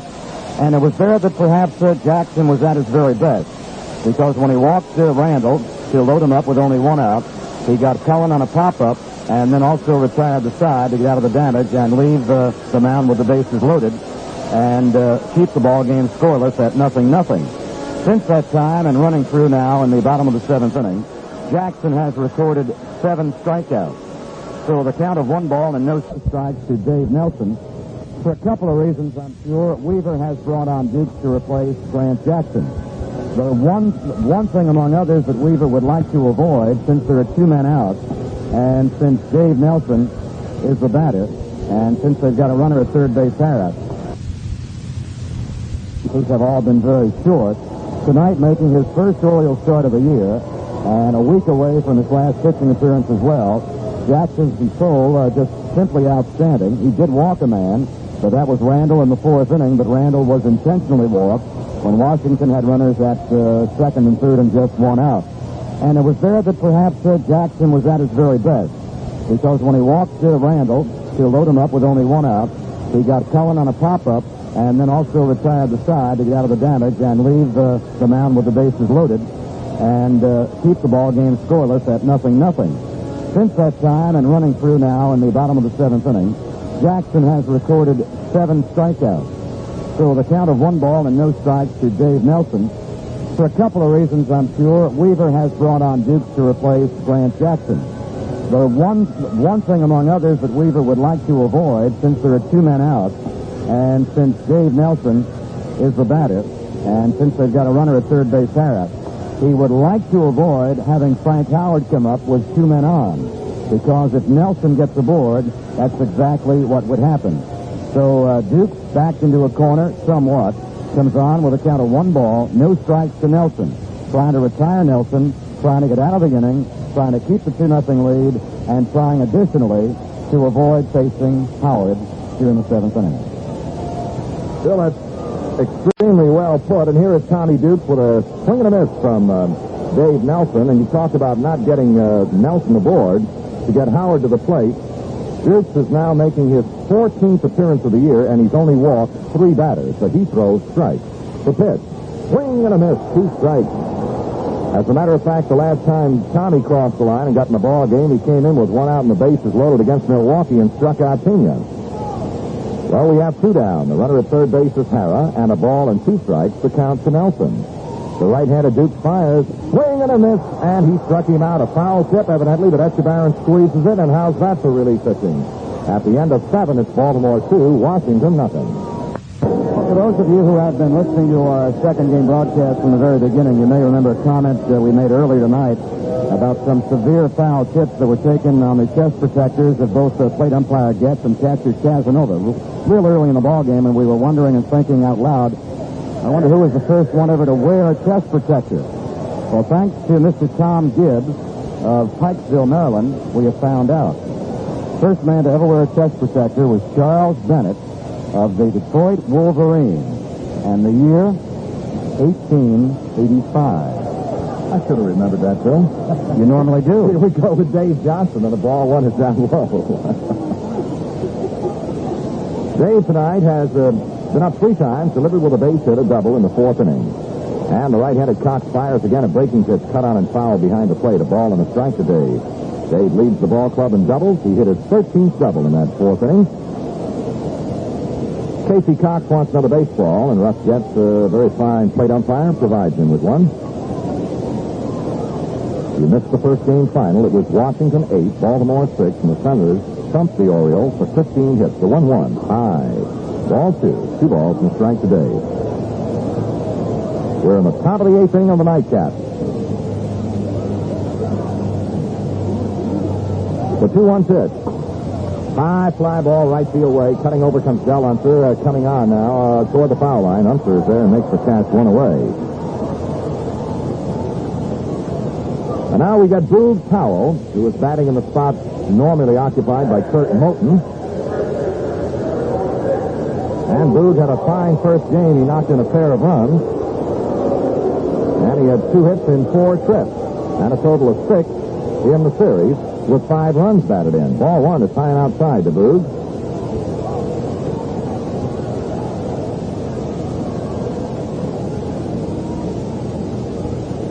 Boog takes a little time to retie his shoelace, and now we're ready to go again. Big Casey Cox on the mound. He is pitching in relief of starter Jim Shellenback. The 1-0 pitch coming to Powell. High, ball 2.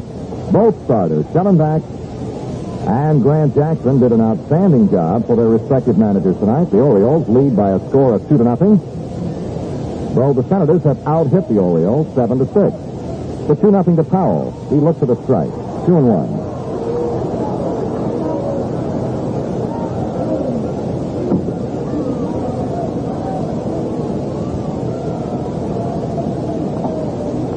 The 2-1 to Boog.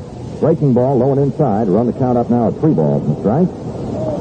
Nelson at third, Hara at short, Cullen at second, and Mincher at first around the Senator infield. And that stand-out outfield, Howard in left, Maddox in center, and over in the right field corner is Del Unser.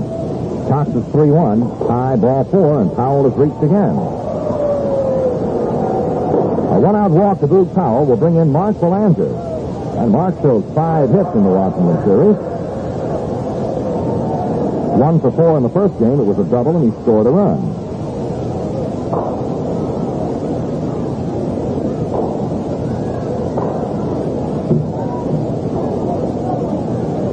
Well, we've had a little conference out there and around the mound between Casanova and his pitcher Casey Cox. Mincher is not going to hold with Powell at first base, 1 away. And the set by the Washington right-hander, the pitch to Belanger is strike right across the letters. Top of the letters.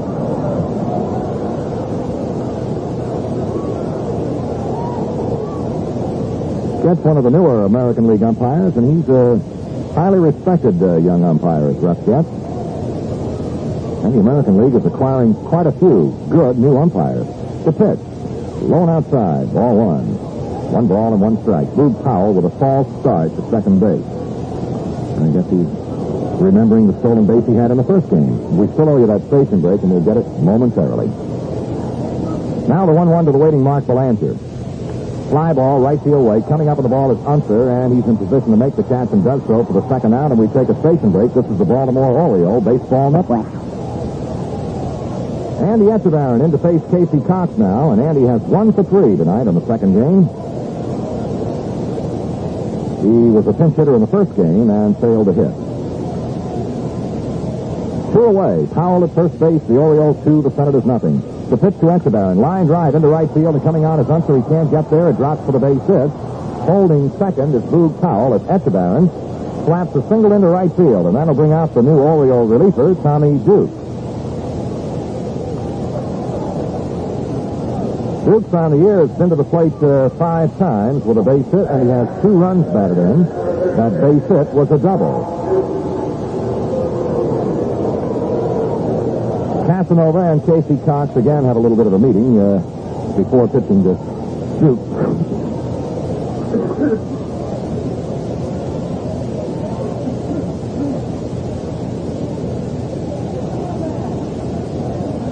Now the first offering to Tommy Dukes. Swing and a miss, and he had a good, healthy cut at that pitch.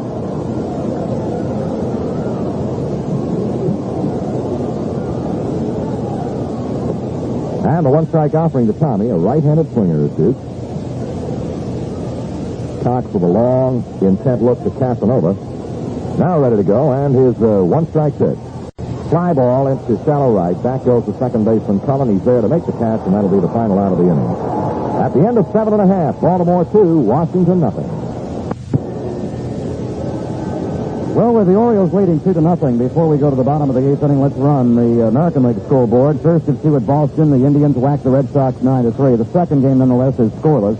The Indians nothing and the Red Sox nothing in the 4th inning with Rich Hand against Sonny Siebert. At Chicago, Kansas City took a 2-run lead in the top of the 1st inning. The White Sox now batting with Dick Drago against Tom Bradley. Oakland at Minnesota, scoreless at the end of 1. Hunter against Terry. California at Milwaukee, scoreless in the 2nd inning with Lasher against Lockwood, and we're indebted again to WBAL and to Fred Snyder tonight.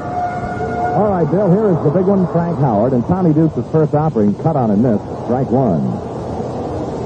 Good, hard breaking stuff from Dukes, and again the Orioles jam the third base side of the infield with 3 infielders. Etchebarren hangs out the target. Dukes fires. Fastball stayed high. It's a ball and a strike.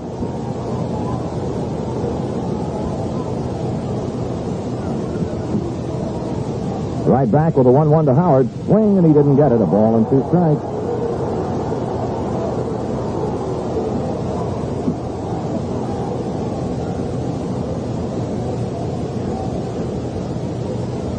Tommy Dukes pitching in relief of starter Grant Jackson. Into the move. The 1-2 offering to Howard. Low and away. 2 balls, 2 strikes.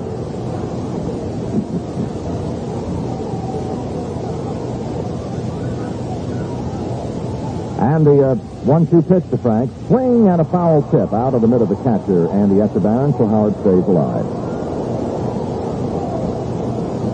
1 ball, 2 strikes.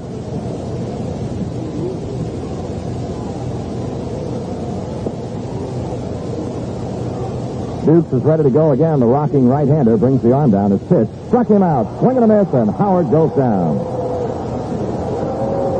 Well, Mr. Dukes has faced 2 batters since he entered the ball game, and he's fanned both of them. 1 away, and now Elliott Maddox hit into a force play in the 1st inning, tried to bunt his way on in the 4th, was thrown out, and then lined to the right fielder. At that time, Merv Rettenmund. Dukes' first offering to Maddox, much too high with a fastball. Ball 1. Starter Grant Jackson fanned 7 of the Senators. Dukes has fanned 2. So 1-0 to Maddox. Low and a ball. 2-0 now. 1 out, nobody on. Last half of the 8th inning, the Orioles 2, the Senators nothing. Second game of the doubleheader. The first game won by Washington 8-6. Dukes is 2-0. Look out, almost hit it inside. Ball 3, 3-0.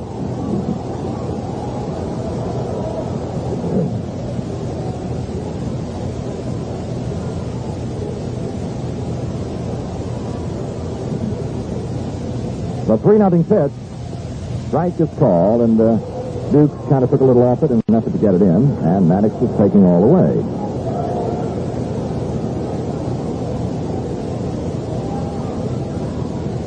And Dukes to the move, the 3-1 offering to the right-hand swinging Maddox. Strike 2 called, a blazing fastball over the inner portion of the letters. Maddox has stepped out of the box momentarily to think things over. And now he is back in again, and we're ready to go. This will be a payoff. 3-2 pitch to Elliott Maddox. Dukes to the move. Here's the pitch. Ball 4 is too high. Maddox is on with a 1-out walk, and that'll bring in the hot-hitting Don Mincher. Mincher 2 for 3 in this second game, and he had 3 hits in 4 trips in the first game, including a double and his 5th home run. The submarine Tina is throwing in the Washington bullpen. Here is Mincher stepping in, and Dukes' first offering is a breaking ball low, ball 1. Time as Etchebarren runs to the mound to have a word or two to say to Tommy Dukes. Meantime, Eddie Watt begins to throw in the Oriole bullpen along with Pete Rickard. One away in the Washington half of the eighth inning. Maddox, the runner at first base, and Mincher at the plate with a count ball one.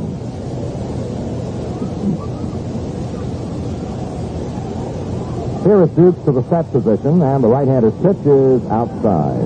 2 balls, no strikes to Mincher. Fine, here comes George Bamberger. He's going to go out and have a word or two to say to Tony Dukes. This will also give Watt and Rickard a little more time to get warm in the Oriole bullpen. Mincher takes advantage of this brief lull in the ball game to walk over and talk to the on-deck hitter, Paul Casanova.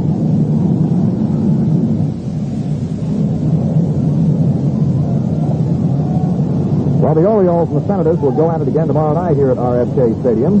And tomorrow night it'll be Jim Palmer for the Orioles. Then the getaway game, the final game, the 5th one of the series, on Thursday night will feature Dave McNally.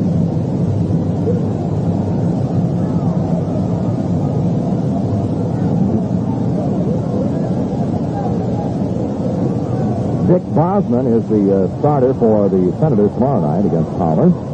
Now the 2-0 to Don Mincher. Swing and a miss. 2 balls and a strike. Good hard breaking pitch driving down and in on the left-hand swinging Mincher. Then against McNally Thursday night, it'll be Jackie Brown. The 2-1 offering. Dukes fires, swinging a foul behind the plate, and so Dukes is caught back to even the count at 2 balls, 2 strikes with 1 out, and Maddox the runner at first. Both clubs are dead even in the hit column. The Orioles 7, the Senators 7. And the Orioles lead by a count of 2-0 in one that's just as nip and tuck as you could get it. So 2-2 to the waiting Mincher. Line drive, caught by the second baseman, back to first, in time for the double play. A line drive steered by Johnson. He ripped a quick throw to Powell, and the runner at first, Maddox, has been doubled off. And a pretty good rhubarb is building. Williams is coming on field. Nellie Fox is all over the first base umpire, Dave Phillips, and likewise Maddox, and we will have a little bit of a discussion right now, and Larry Knapp, the senior member of the crew, is coming down from second base to see if he can settle the situation. Be it as it may, it is a line drive double play, and that'll be it for Washington in the 8th inning at the end of 8 complete. It is Baltimore 2, Washington nothing. Well, the Senators have just finished yelling loud, and we might say long, especially at first base umpire Dave Phillips. Nelson Fox, the first base coach, really barked at Phillips after the double play put out call at first base was maneuvered by Dave Johnson to Boog Powell against Elliott Maddox for the 3rd and final out. Wiggins also came out. Larry Knapp, the boss of the crew, had to move away Nelson Fox from first base umpire Dave Phillips. Now, before we go to the top of the 9th inning, on the National League scoreboard, the Mets lead the Pirates 2-0 in the 6th inning. At Atlanta, the Braves lead Montreal 4-0 in the 5th inning. At Cincinnati, the Reds have a 2-0 lead on the Phillies in the 5th inning, and there are 3 later National League games tonight, all on the West Coast. Well, we look at Merv Rettenmund, and he ran the hands up the bat, took a pitch inside, ball 1. Merv having a fine second game. He singled in the 1st inning, bounced to short in the 3rd, homered in the 5th inning, and walked in the 7th. He's 2 for 3 on the night in game number 2. The 1-0 Cox to Rettenmund, swinging a line drive center field way. It's going to drop in front of Maddox. And Rettenmund is on with his 3rd hit here in the 2nd game. Leadoff single to center off the bat of Merv Rettenmund brings out Paul Blair. And Paul is 0 for 4 in the nightcap. He did reach one time on an error charged to third baseman Dave Nelson.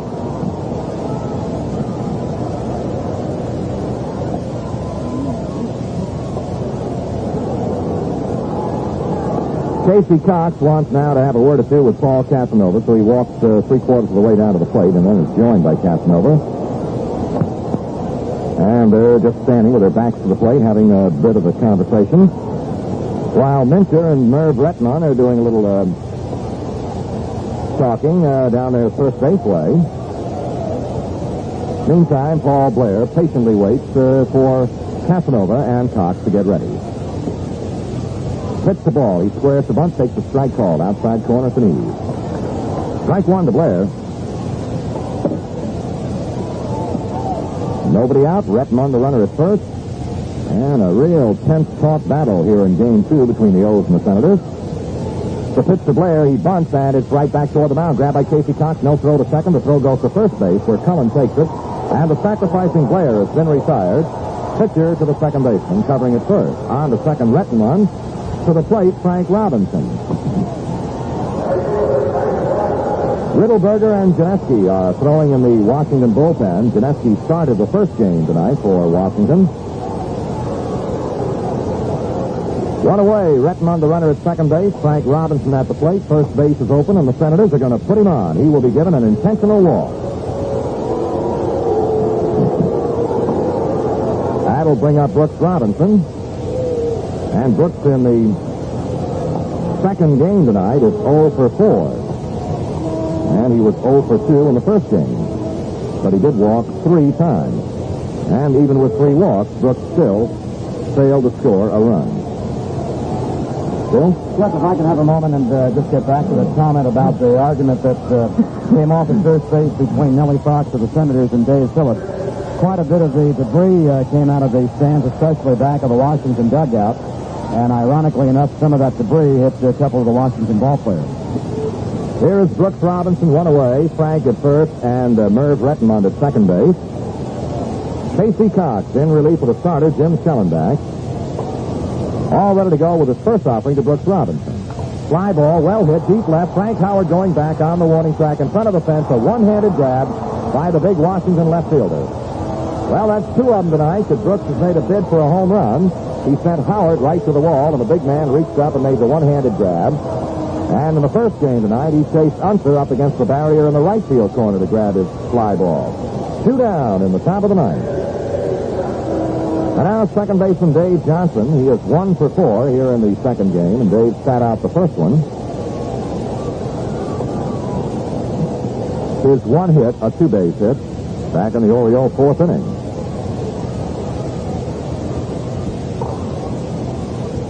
Cox's first offering to Dave Johnson, a ripping strike and a throw to second base back safely as the base runner, Rettenmund, Cullen dropped the ball after the tag, or while trying to make the tag. 1 strike to Johnson.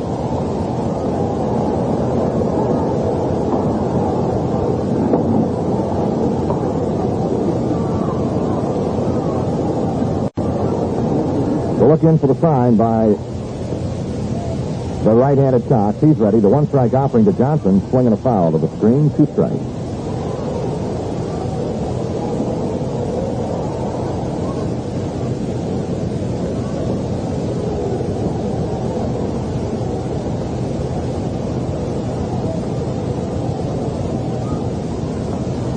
Oh, 2 the count for the Orioles second baseman Johnson. 2 down. Oriole runners, Frank Robinson at first, Merv Rettenmund at second.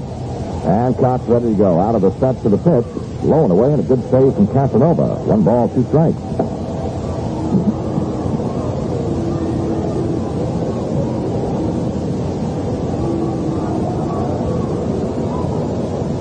Cox ready to go again. The 1-2 pitch to the waiting Johnson.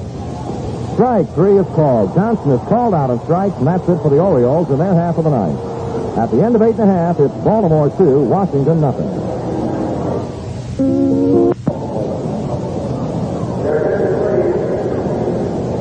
Well, the new batter to start the last half of the ninth inning for the Washington Senators is scheduled to be Paul Casanova.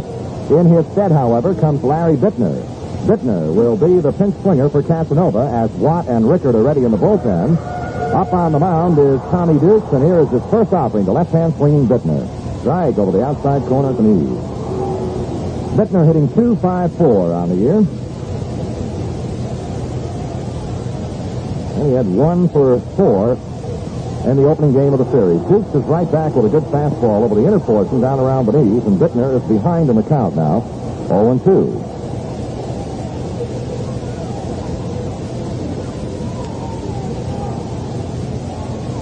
Dukes all ready to go. He rocks to the motion. Here's the 2-strike offering. Curveball, swinging a ground ball up the first base side. Dave Johnson is there. The throw to the pitcher covering at first. It is in time to get Larry Bittner.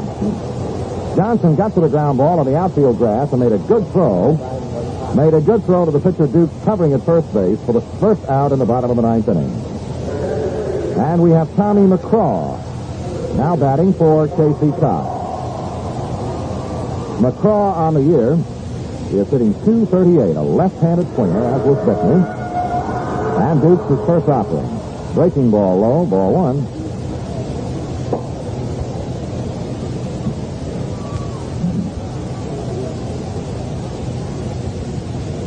Now the 1-0 to the left-hand swinging McCraw. Dukes fires. He missed again down low. 2 balls, no strikes.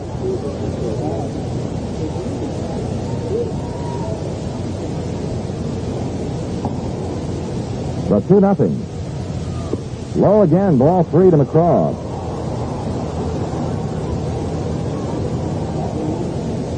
McCraw appeared as a pinch hitter last night against Dobson and went out via the strikeout route. Now the 3-0 to the left-handed swinger. Dukes fires.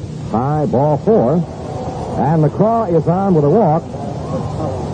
And now we'll get Bernie Allen. And he will bat for Tim Cullen.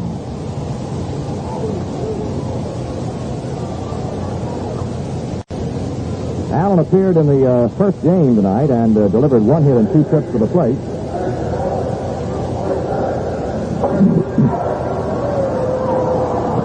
And he also appeared Friday night, or rather the first night, Monday night, last night, and flied to center field. Left-handed swinger is Allen. Strike is called right over the knees in the inside portion.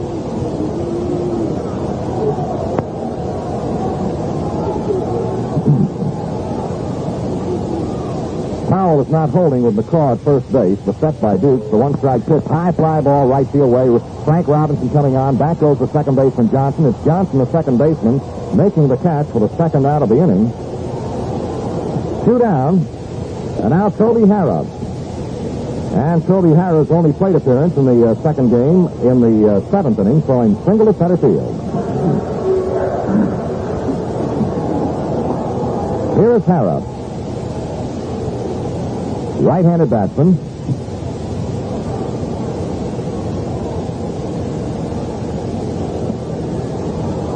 And Duke's first offering to Toby. Swinging a ground ball hit toward third baseman Brooks Robinson. He's got it to throw to second. There's the 4th and the final out of the ball game. That's it. The Orioles win it 2-0, and Bill will be back with tonight's game totals right after this message.